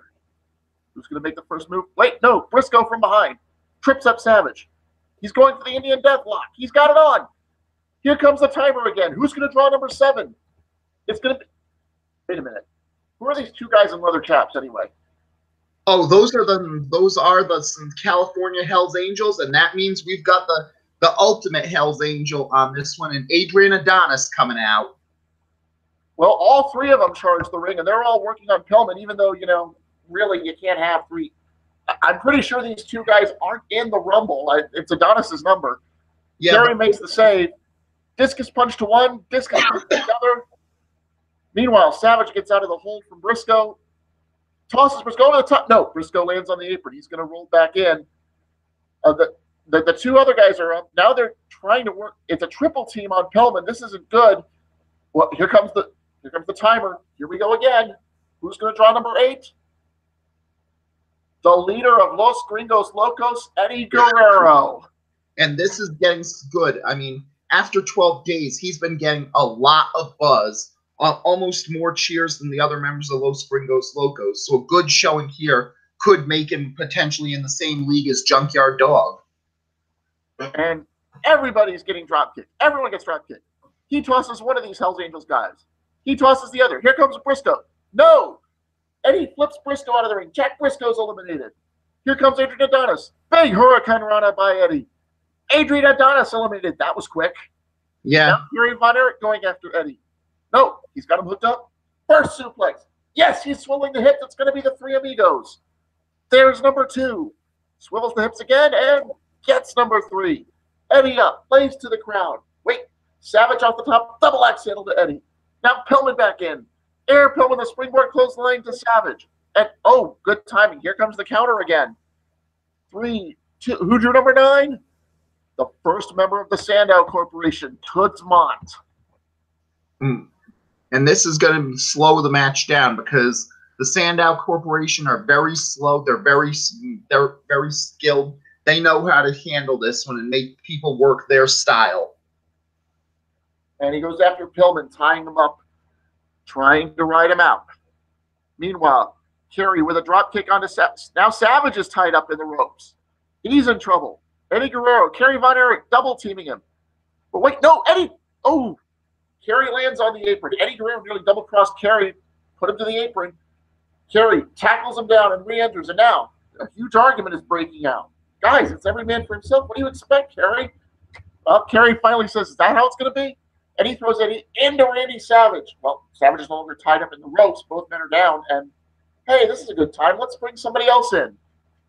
Drawing number 10, the stretcher, Lou Thez. Ooh, this is going to be good on this one. And if anyone can work the style of the Sandow Corporation, it's Thez. And indeed, he goes right after Toots Mont and starts trying to tie him up. Meanwhile, Eddie and Kerry, they're both working to get Randy Savage out. They've got him teetering. No, he's going to hold onto the top rope and stay in. Pillman slides out of the ring. He's not eliminated. He went under the bottom rope. Goes up to the top and, knocks over all 3 of them. Now, he's got Kerry. Kerry goes up. No, wait, Kerry's on the apron. He's holding on for dear life. Pillman kicking away. Can he get him out? Can he get him out? Can he get him out? No, Kerry Von Erich stays alive. Thez working away on Mont. And here comes the timer again. We're going to get number 11 in just a few seconds. The crippler, Chris Benoit. Oh, dear. And you can tell that Thez and Benoit went after each other because Thez is not a fan of Benoit in this one. And he wants to prove he's the best technical wrestler in ALWF. Yeah. But first, German suplex to Kerry. German suplex to Guerrero. Thesz charges in. Benoit ducks, and he's going to get all 3 German suplexes. Brian Pillman sees him. He charges. Benoit catches him with a running headbutt. Pillman is dazed, and bye-bye, Brian Pillman eliminated. Benoit looks at him, but wait, no. Mod has him. Puts Mod trying to eliminate Benoit. Benoit with the rapid-fire headbutts, he's going to stay alive. Now, Benoit staggering. Thesz has a big suplex by Lou Thesz. And another one to Mod. He's got both men set. What's he doing? He's applied an STF to both men at once. Crowd is going crazy. Oh, they're going crazy because the timer's running out. Who's going to be number 12? Oh, good news for Mont. It's George Hackenschmidt. And this helps a lot of things on it because now you see the Sandow Corporation style going there. So that's a big plus. And indeed, the double team is on Thesz. Meanwhile, Eddie Guerrero and Chris Benoit squaring up. That's a match a lot of people wanted to see back in the day. Kerry Von Erich fighting away on Savage. Gets the 10 punches in the corner. Savage throws him over. No. Kerry's still on the apron. Gets to roll back in. Things looking bad for Thesz. He's trying to fight both men off. He just can't do it, though. Hackenschmidt and Mont drag him to the ropes. Drag him. They've got him halfway over. And, oh, wait, this could be interesting. Here comes another person. Oh, never mind. It's Billy Robinson. And now it's all theirs. Yep. And he tries to help. Thesz is on the apron. He kicks Robinson away. He punches Hackenschmidt away. But no, Mont, with the tackle, Lou Thesz eliminated. Now all 3 members of the corporation circling their next prey. They see Kerry. They've circled Kerry Von Erich. But the modern-day Warrior's not going to take this line down. He goes right after Robinson. The corporation swarms him. Kerry's being triple teamed. But Savage sees an opening. Clotheslines down Mont. Now are they going for Savage? Wait, no. The claw on Hackenschmidt. This is chaos. And here comes the timer again. Who's going to be number 14? Oh, well, it's the ALWF Gold Champion, Bam Bam Bigelow. Bigelow knocks down Savage. He throws Eddie and Benoit together. Greetings from Asbury Park to Benoit. Kerry charges, tries the discus punch. Bigelow just catches his hand. Wow. Another greetings from Asbury Park to Kerry. Now the corporation tries. They've got him surrounded. He muscles them all away. Kerry's pulling himself up. Here comes Bigelow, and Kerry Von Erich has been eliminated. Meanwhile, Sandow calls his troops over, gets them to rest. Eddie Guerrero from behind on Bigelow. Low blow. Hey, cheat to win. First suplex. He lifts him up, barely gets him over. He goes for a second one in. No, wait, no. Bigelow's blocking. A suplex by Bigelow. And now the timer's going again. Who's coming in next? Oh, at number 15, it's Hot Stuff Eddie Gilbert.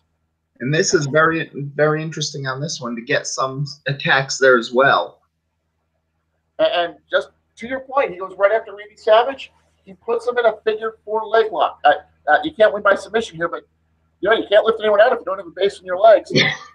But Hackenschmidt sees this, drops the elbow on Gilbert. Here comes the triple T. Meanwhile, Randy Savage is on the ropes again. Bigelow could have him out. Could he have him out? Could he have him out? No. Savage is holding on. Where's Benoit going? Oh, he's going up top. What's he doing up there? Big diving headbutt onto Eddie Guerrero. Meanwhile, the corporation, they've got Gilbert over it, but back in. Martin Hackenschmidt with a double suplex to Gilbert as Robinson waits for the buzzer to go off. Who's going to be number 16? Ricky Dozan. And this is going to be big on this one. And you can hear the crowd just booing Ricky Dozan as he comes in here. But the first thing he does is he knocks over Robinson. He starts taking out the corporation. Mont and Hackenschmidt try the triple team, but Bigelow's got Mont. Big power slam. Ricky Dozan getting ready to toss Robinson, but no. Hackenschmidt with the save. Now Eddie Guerrero's in trouble. Meanwhile, Benoit climbs onto Bigelow's back. He's got a sleeper. Bigelow trying to fight him off. Mont is working over Eddie Guerrero. Eddie Gilbert trying to hide in the corner. Wait, here comes the timer again. Who's going to be number 17? Oh, it's the last person, at least one person wants to see. It's Shinya Hashimoto. And the crowd is going wild here because they know just what's happening. Big suplex to Benoit. Big lariat to Bigelow. Here comes the matchup with Ricky Dozan. The fight is on. Hashimoto's got the better of it. He's got him hooked. Brainbuster! Ricky Dozan is up. He's out of there. Ricky Dozan eliminated. Boy, he doesn't look too happy with that. Wait, what's he doing? He's going back into the ring. Hashimoto doesn't see him. Rainmaker by Ricky Dozan. And now he's tossed out Hashimoto. These two have eliminated each other. And they're not going to stop fighting. They're going all the way to the back. Referees are trying to separate them. I think it's going to take more than just referees to separate these two. They're just fighting all the way. And as they're on the stage, here comes the timer for number 18. I hope that he's able to get out of the way of this fight. Mm-hmm. And it is the debuting Big John Studd. And this is going to be an impressive one because we've seen that Studd has a lot of skills on this one. We saw him terrorize NXT, and now he's ready for the big time. Catches Benoit right away. Big choke slam. Eddie Guerrero charges. Oh, Studd picks him up. He's got him in military press. Throws him onto the charging Bam Bam Bigelow. Eddie Gilbert tries his luck. Studd picks up on the fireman's carry. F5 to Eddie Gilbert. Thanks for coming. Studd picks him up. Eddie Gilbert is eliminated. Now Sandow's on the apron. Studd sees him and tries to pick him up. No. Triple team from the corporation. It was all a plan. Hackenschmidt. Off the ropes. Big diving chop. That's the hack and slash on John Studd. European uppercut by Billy Robinson. Meanwhile, Savage is working over Bam Bam Bigelow. And yeah, the corporation just kicks Studd out of the ring under the ropes because it's countdown time. They want to stop the next person before anything happens. And at number 19, oh, good luck stopping this. It's Rowdy Roddy Piper. Yep. He runs all three over. Right hands to everybody. Everybody goes flying. The corporation tries to attack. He takes them all out. Hackenschmidt charges. Up and over. Hackenschmidt is eliminated. Here comes Billy Robinson is eliminated from a low bridge. Low blow by Tootsmon. He's going to try and lift Piper out. Piper is in trouble. No, I poked him on. He's got him up. Airplane spin. And from the top of the airplane spin, hot shot onto the ropes. Mon is staggered. He's out of there. Roddy Piper just took out the entire corporation by himself. Why is Sandow in the ring? He's arguing with Piper. Piper's going to throw him over the top on everybody else, too. Sure, why not? Mm-hmm. Benoit sneaks up from behind. No, back elbow by Piper. And he's got the sleeper on Chris Benoit. Here comes the timer again. Who's going to be number 20? Well, I guess it's fair to say that football season's over because here comes Bronco Nagurski. Yep, and this is also a big one where I know that Nagurski also has the same contract that's Bruce Lee and Muhammad Ali have, where you can have multiple titles or matches in this ALWF, but he can only wrestle outside of football season. And he just went through a great season with Team Minnesota, had a great run in the tournament, but here he is now, and Studd rolls back in. The two of them are going to start exchanging football tackles. That's going to be interesting. Studd's about 360, but no, Nagurski wins this one. He's got him down. Savage spear by Nagurski. He's on a roll. Wait, Benoit from behind. And more German suplexes coming the way of Nagurski. He's down. He's in trouble. Wait, Eddie Guerrero's on the top rope. Big frog splash. I think Bronco may be a little out of his element here. Wait, here comes the timer. Here comes number 21. Who's it going to be? It's the Yellow Rose, David Von Erich. And this is gonna be good on this one because we're getting closer and closer to one of the Von Erichs making it to past the level. So yeah, it'll be interesting to see how long he stays in there. Meanwhile, Benoit just eliminated Bronco Nagurski. Now, wait, Eddie comes up from behind, tries to throw out Benoit. No, Benoit lands on the apron. He's gonna roll back in. Meanwhile, David Von Erich working over Big John Studd, sends him to the ropes, leaps up, big claw hold. He's wearing Studd down with the claw. Back him into the corner. Is this going to be the eliminate? Oh! Bigelow just crushes both men. Now, Bigelow picking up David Von Erich. Looks to powerbomb him out. No! Claw from the powerbomb position. David saves himself that way. The timer's going again. Who's going to be number 22? It is Jumbo Saruta. Ooh, and this is a big deal right here on it. And It's surprising that Saruta had spent so much time in Japan while not getting there for the Sheik's appearance there, too. So, yeah, we'll see how that turns out. But Jumbo throwing everybody around he can find. He's got Savage in trouble. Tries to throw him over the top rope. No. Bam Bam from behind with a backbreaker. Savage takes advantage, goes to the top rope. Axe handle on Eddie Guerrero. Meanwhile, Benoit, big German suplex to David. But a big clothesline by Bigelow. Now everybody fighting on the ropes. Is somebody going to get eliminated? We're kind of looking for an answer here. A lot of fighting going on the ropes. And, oh, here comes the timer again. Who's going to draw number 23? Uh-oh, it's a game changer. It's Big Van Vader. Mm-hmm. And this is one of Vader's first appearances in a Rumble, and his first appearance in the Mortal Realms Rumble was very good, too. So this will be a big deal. David charges straight into a chokeslam. Bye-bye, David. He's eliminated. Now Eddie Guerrero tries to run it. Wait, Vader's caught him, lifting him up. Big power bomb to Eddie Guerrero. Well, it was a good run while it lasted, but Eddie's out of there. Lasted about 30 minutes. Now, everybody's at the ropes, and oh, look at this stare down. Big Van Vader. Bam Bam Bigelow. Ooh, this looks good. Yeah. Big right hands by both men. Back and forth. Back and forth. Shoulder blocks. Nobody can take anyone down. Now Bigelow off the ropes. No, Vader gets the advantage. Roddy Piper pulls himself up in the corner. Boom! Vader avalanches him. Oh, is he going to do a Vader bomb to Hot Rod? He's going up the ropes. Wait, from behind. Bigelow slides in and power bomb off the ropes. Bigelow just dropped Vader onto Roddy Piper. Oh, my goodness. And here's the timer again. Who's going to be next? Who's number 24?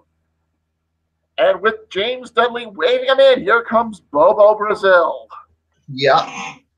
And this is going to be very big on this one. And it's a question since Ernie Ladd is also trying for the Intercontinental title. But if Brazil can overarch him and make it to the world title run, that'll be a big deal. It will. Headbutts all around. Headbutts to Vader. Another to Bigelow. Now he starts chopping away on Savage. Meanwhile, Piper is pretty much dead weight at this point. Big John Studd sees he's going to try and pick Piper up, take him out. Nope. Piper hanging onto the top rope. Hanging on. He gets out of the grip. Now Piper firing away on Studd. But wait a minute. No, Studd's got the advantage. Whips him into the corner. Oh, Piper and Savage collide. Cocoa butt from Brazil on the Macho Man.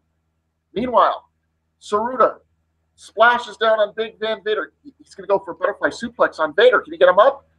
He barely does, but that takes everything out of him. Everybody's tired. Here comes the counter. Who's going to draw number 25? Oh, easy. It's the Big Daddy Crabtree. And you could see the kids going wild here, so. That's right. Clotheslines for everyone. Here comes Bigelow. Hip toss by Big Daddy. Bam Bam Bigelow eliminated. Now Studd takes a chance. Big backdrop. Big John Studd is eliminated. Wait a minute. Vader's coming. Big Daddy. Yes! He body slammed Vader. Big run. Big splash. Oh, he's firing up the crowd. No. Benoit from behind. Big German suplex. Now Benoit's the only one still. Wait a minute. Who's that? What's going on? In the crowd. Who's coming in? That's Misato Misawa. We haven't seen him since 12 days. Benoit sees him. He's mocking the bad neck. He's mocking Misawa. He's turned his back to the action. This is not a good idea. Big Daddy's back up. And Chris Benoit is eliminated. And now Misawa has him. He throws Benoit over the barricade and into the crowd. And we're following this one. Benoit running for his life. Misawa in hot pursuit. That issue is not over, ladies and gentlemen. Meanwhile, Vader working Big Daddy over in the corner. But as he turns around, drop kick by Bobo Brazil. And we've got more numbers coming in. Who's number 26? Oh, Vader's got help. It's the big cat, Ernie Ladd. Yep. Bill sees him begging him in. Ladd enters it. Oh, the thumb spike right away. Big Daddy tackles that away, but Brazil is staggered, and Randy Savage from behind. Bobo Brazil eliminated. And you know Ladd's going to take credit for that one. Ladd now kicking away at Big Daddy in the corner.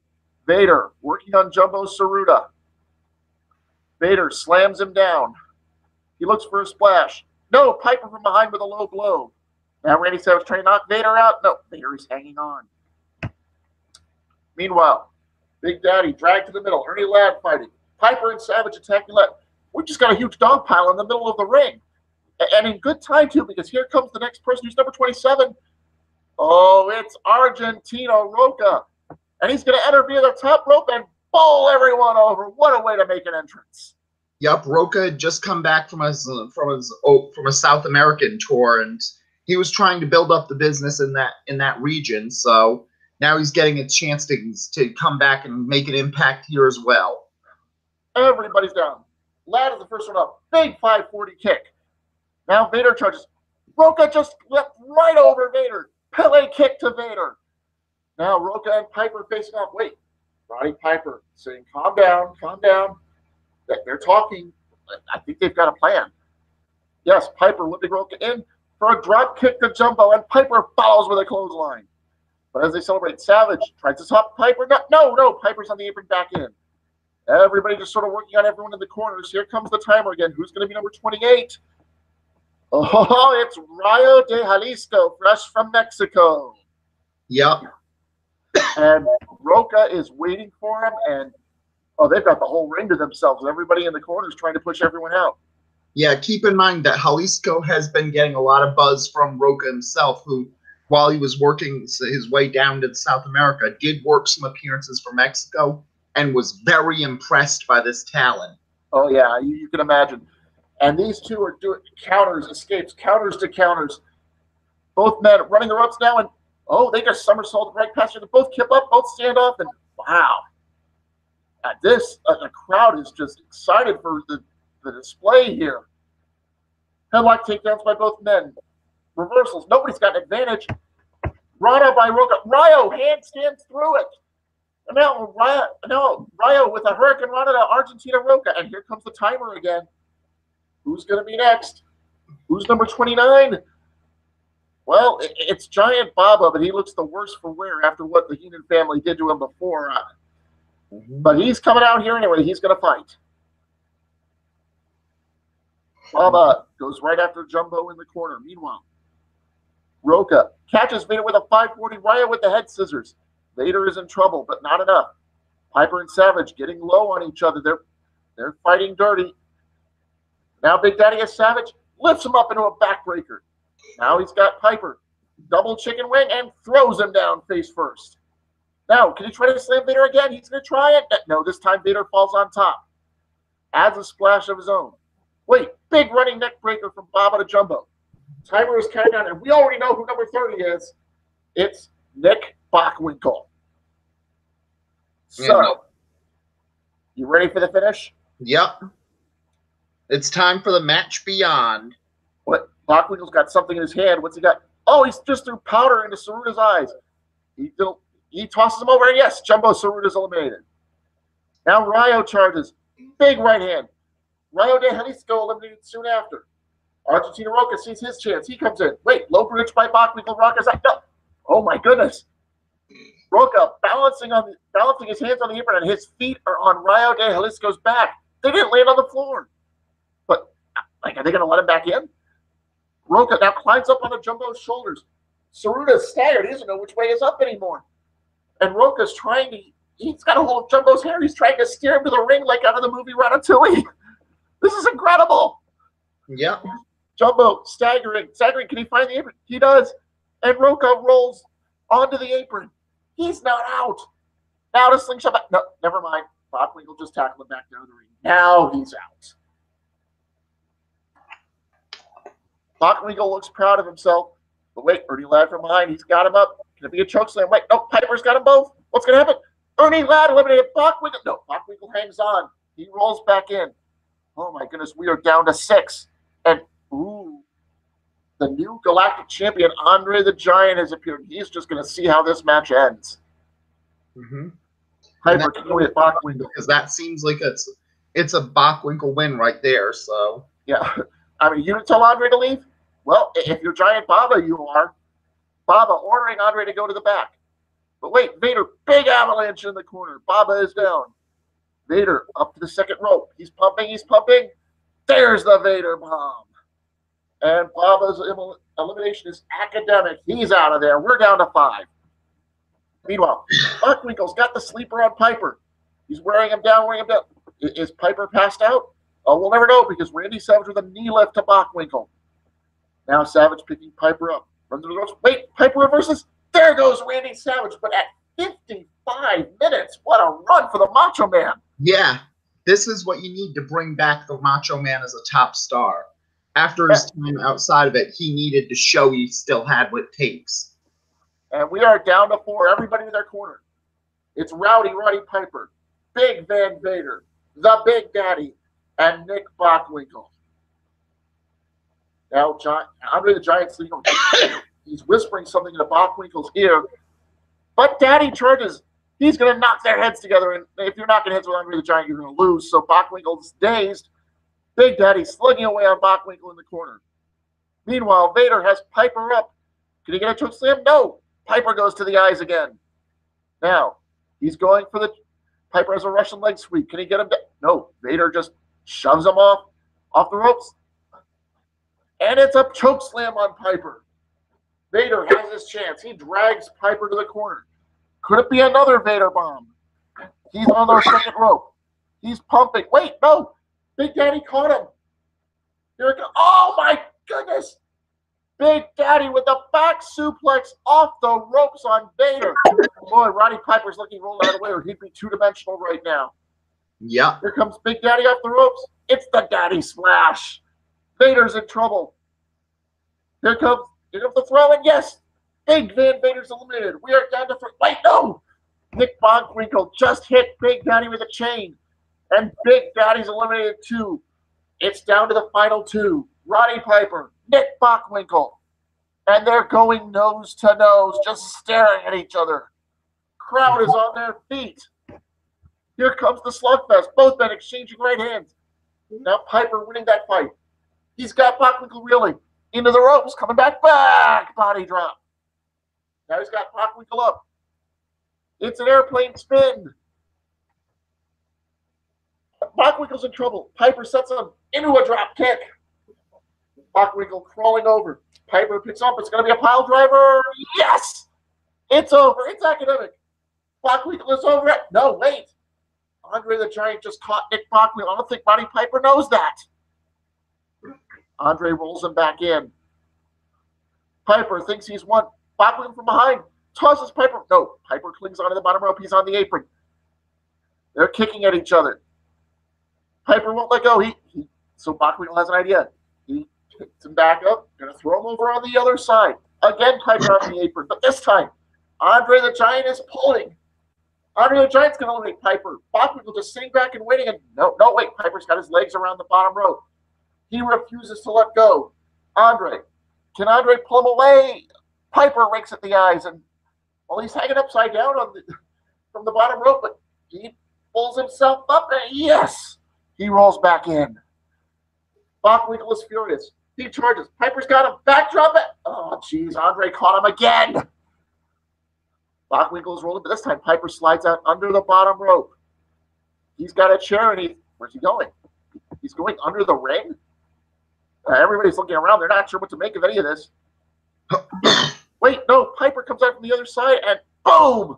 Chair to the head of Andre. Andre is staggered. Piper just going nuts with the chair. This is going to keep Bockwinkel from being caught this time. Andre's in trouble. Andre is down. Piper takes the chair with him. He's in the ring. Bockwinkel begging off. Piper standing over him. No, it's a low blow. Now Bockwinkel has the chair in position. He's lifting Piper. Oh, it's going to be a brain buster on the chair. This is going to do it. This has to do it. No, wait. Piper's blocking it. Bockwinkel just again. No, Piper blocks again. Now Bockwinkel blocks. Who's going to get what? Big suplex. Piper gets him over at the suplex. He's up. He's fired up. He's got the chair. He's measuring him. We saw this in the cage. He measures. Big shot to Bockwinkel. Bockwinkel's in trouble. Piper charges. Nick Bockwinkel's eliminated. Roddy Piper is going to Easter Rising. And this is a huge move for it.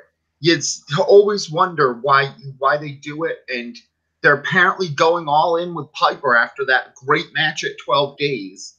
And it's going to be a shock on this one because Piper can be face or heel, and that may even help Junkyard Dog in the future on it. But ultimately, I think this is going to need a shakeup thing because you have two guys who have a lot of momentum with the fans and who everyone wants as the champion. And I don't know how they coexist on the blue brand.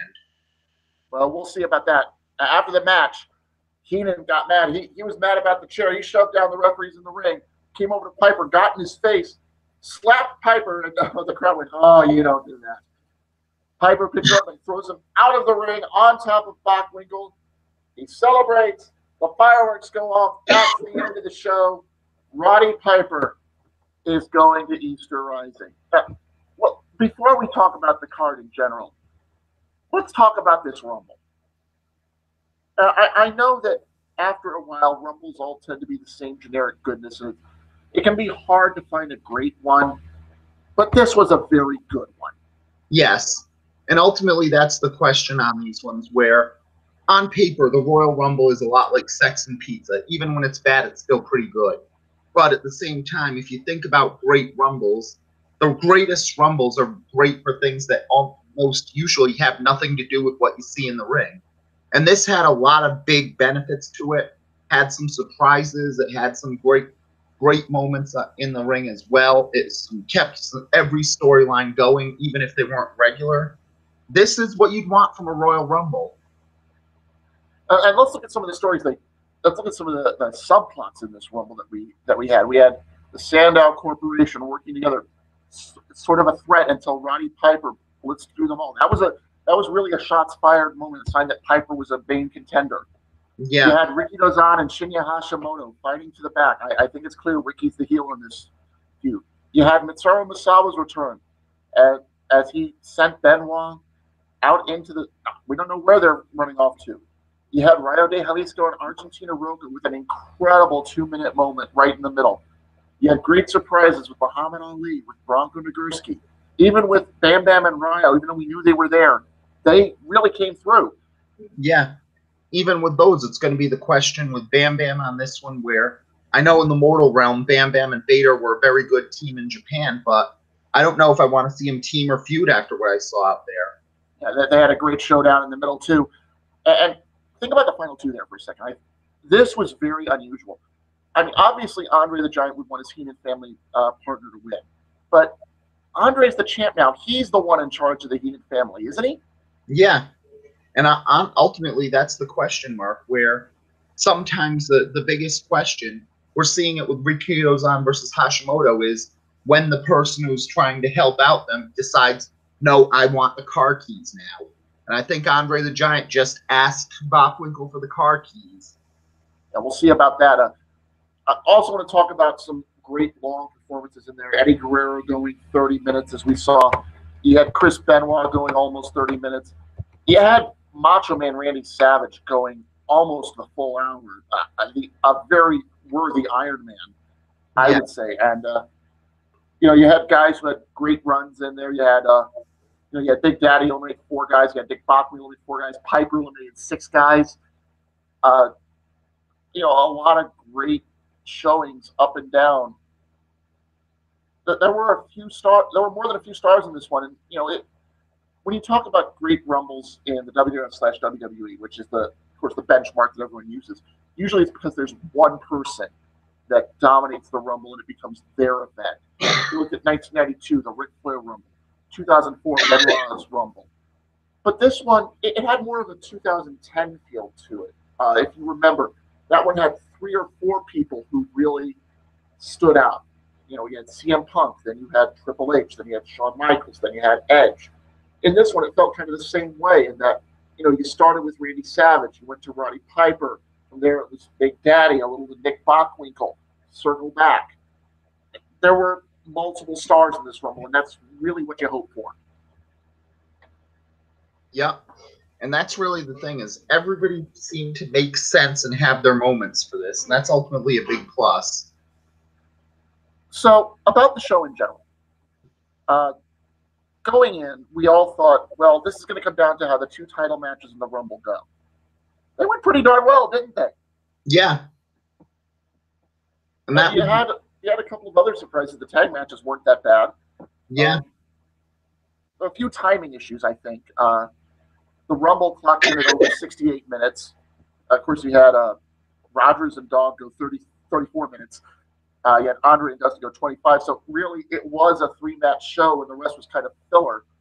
But overall, when you throw in the pre-show, 4 hours, and it didn't feel like it was a long show, I think. Yeah, and ultimately, even if a lot of the matches on this were filler, that's usually a thing that happens with most Royal Rumble shows, where you've got 30 of your best guys in the Royal Rumble, so you're going to have a little bit more dregs than you would in a regular pay-per-view event.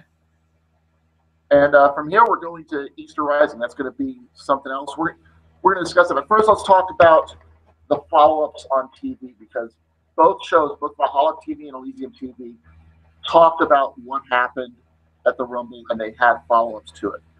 And the big one, you're the man who knows more about Valhalla. I'll let you talk about how this went down. Pat O'Connor came out, and he was furious. Yeah, and honestly, this is the biggest shock on this one with all the storylines going on. You had Pat O'Connor challenging Ernie Ladd to a match, and then Gorgeous George comes out and announces that by order of Jack Tunney, it was a one or the other match. Winner receives an Intercontinental title shot, but the loser would be unable to challenge as long as Gorgeous George was the champion. And usually that would seem to make perfect sense on this one. One of the two wins the match, probably Pat O'Connor, since Ernie Ladd has his thing with Bobo Brazil, and then the other one challenges them as the first shot once they beat Gorgeous George. But that's not what happened, was it, Andy? No. George and his butler Chavo were nuisances on the outside. Eventually, they both ran in, and the referee was forced to call a double disqualification, a draw. So while nobody's really challenging George, I don't know if anybody's lost their title. I don't know what the heck's going on here. Yeah, and honestly, that's going to be weird on it. And I don't know what they did with O'Connor and Ladd after this. I don't know if Brazil went through, but I think at subsequent house shows on this one, you have Bobo Brazil losing to Gorgeous George in such a way that Bobo Brazil allegedly loses his chance at the title if he doesn't beat George. And on the house show circuit, George has been cheating to win, so I'm assuming we're going to see that on TV very soon on it. Yeah, I want to hear Jack Tunney's ruling on this match going forward. But the weird thing that's also gone on with this match that's gone through is a few times on the ALWF website, I've been seeing stuff with Los Gringos Locos hanging out and George getting angry on them. But it seems like Eddie Guerrero kind of recognizes the Butler for some reason. Not sure where they're going with that. We're going to have to keep our eye on that one. The main event of the show was a huge 6-man tag. It was Dusty Rhodes, Giant Baba, Shinya Hashimoto on one side. You had Andre, the Giant, Nick Bockwinkel, Ricky Dozan on the other. A great 6-man to cap off the show. What do you think of that match? Honestly, I think this is a very good match on as well, but it was also moving a lot of chains forward on this one. You had Rikido-san refusing to work with Shinya Hashimoto, but Dusty and Hashimoto had amazing chemistry together. Like, I could see those two being a good tag team even for these ones. But the big problem on this one on the face side was that Giant Baba was almost... Dusty wanted Andre for himself, and Baba wanted Andre for himself, and there was some miscommunication there as well. Meanwhile, Andre was getting the advantage. Hashimoto was the young lion taking the loss in the match, but Bockwinkel demanded the tag after Andre did and got the pin. And it looked like Andre was dealing with this one, which is surprising. Yeah, I don't know where they're going with that. That's going to be something to look out for. Oh, big news, by the way, from the Elysian television show. We have a new television champion. Vern Gagne lost the title. Our new champion, Bam Bam Terry Gordy. This is very interesting on this one. Not just that Vern Gagne's lost the title, and I'm not sure, is he going on a tour or something like that? Was he injured on this one? Because we know that Muhammad Ali is a boxer, isn't very good at pulling his punches, but Gagne losing the title this abruptly is a surprise, and losing it to a tag team specialist is also surprising on it, since you'd think that the Freebirds would be in the tag division.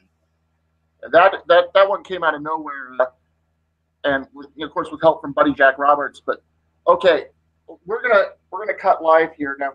First off, we beg your indulgence. None of us are good at impressions, so we're gonna try and read the transcript here as opposed to doing the voices or anything. But the final event on Elysium TV was Piper's Pit. So you ready to go to that one? Yep. Here we go. And here's Roddy Piper standing tall, looking around. Thanks, guys. Man, it takes a lot to win a Rumble, doesn't it? But here I am, and the pit's got a new trophy in it. Easter Rising, April 21st. You're looking at the main event. But the question they've all been asking me is, who's the other guy? Well, Stu Hart wanted me to make it official by the end of the night, so I'm ready to make it official. But first, let's bring out my possible opponents. The ALWF Heavyweight Champion, Nature Boy, Buddy Rogers.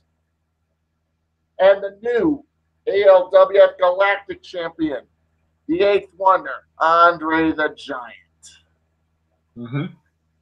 Gentlemen, Muchnick, Bootsy, y'all know why I called you here. There's no mystery. But I could still have my mind changed a little. So how about this? Champs, step forward. I'm going to let each of you try to talk me into one match or the other. Tell me who should be in the main event of Easter Rising and why I should beat that person. Andre, would you like to talk, or do you want Boobs to do the talking for you? I don't know what you're talking about. I am my own man. I am the most dominant man in the World Wrestling Federation. I am the World Tag Team Champion. I am the man who can beat you. If you beat me, you become legend in this business. I am this unstoppable force. You want to beat me, you fight me at Easter Rising, and you prove you are greatest in all the afterlife. Well, I'll get back to you after you take those marbles out of your mouth. Hey, Mitch, buddy, come on over. Why don't you tell me why I should be taking on someone at the Easter Rising, huh? Well, let me make it clear to you, because I don't know if you have the intelligence to understand me. People like you are not world championship material. Yes, you get all these people happy with your mouth and talking a big blue streak, but we don't win titles on a microphone. We win those titles in the ring. I am the greatest in all of time and space. I am the Nature Boy. I am the 60-minute man. Last night, I took somebody who thought he could talk his way to a title in Junkyard Dog, and I had him sucking wind. I had him leaving this one, and I took everything he had, and he didn't have enough. And I don't see that much better from you, Piper. You want to be the champion, you have to go through me. And there is no one in this business who is a better wrestler than Buddy Rogers, and that is what you have to deal with. Muchnick, that's the difference, Piper. You're not world title material. The world title says you are the greatest wrestler in the world. That is why Buddy Rogers is the champion. That is why people like you, like Junkyard Dog, like Dusty Rhodes, you're not world title material. The world title should be in the hands of the greatest, not someone that the fans like. You don't win titles by being popular. You win titles by being the best at your ability to be a champion. And that is how you earn the belt. You may have won the Royal Rumble, and I congratulate you for that, but good luck beating Buddy Rogers. Well, I'd say both of y'all give me something to think about here. Mostly I'm thinking about when I gotta listen to the rest of you run your mouths. But let me break this down a little, shall I? Andre, buddy, given what happened at the end of the Rumble, I bet you're thinking I want to get my hands on you. After all, you tried to cost me the Rumble. You tried to make Bockwinkel the champ. You wanted to keep it in the family. But that's the thing, Andre. You got the title now. You are the champion. At least you're the champion from the brain down. In between those years, you're still the backup. You're still the little man. You listen to Bootsy over here, and when Bootsy says, make sure Bockwinkel's on top, you make sure he's on top. You don't act on your own. You don't think on your own. You're just muscle. And if I beat you, that's great. I've beaten muscle. I want to beat the whole man. So, buddy, April 21st, it's going to be the Nature Boy and the Hot Rod. You stand on your own. I'll stand on mine. And when it's all over, there's going to be no question that I'm the undisputed champion. Come on, put her there, buddy. As the champion of this brand, I would just like to say to you, Piper, good luck. You'll need it. Not as much as you. Boom! And the brawl was on. So there you have it. The main event of Easter Rising, April 21st. The Nature Boy, Buddy Rogers, putting the heavyweight title on the line against the Hot Rod, Roddy Piper. Nature Boy's a 10-time champion. Roddy looking for his first ever ALWF title. Man, that is a match worthy of the main event, don't you believe? Absolutely. Yeah, and we know that Roddy Piper was very good friends with Ric Flair in life, and if you've seen old Buddy Rogers clips, you know Ric Flair would be the first one to tell you he stole everything from Buddy Rogers. So, you know what you're getting into there. Now, I do want to talk about something that Roddy Piper said. We brought it up earlier, but to hear it said on television, that's interesting. He doesn't respect Andre the Giant. He sees Andre the Giant as someone with an inferiority complex almost, as someone who just does the bidding of the Heenan family. I don't know about that. I mean, they were setting it up so that Piper would get after Andre, it would open up the door, but for that to be his reasoning, that's got to sting if you're the Giant. Well, yeah, and that's basically one of the things where, for years, Andre the Giant was one of the most dominant performers in all of the ALWF.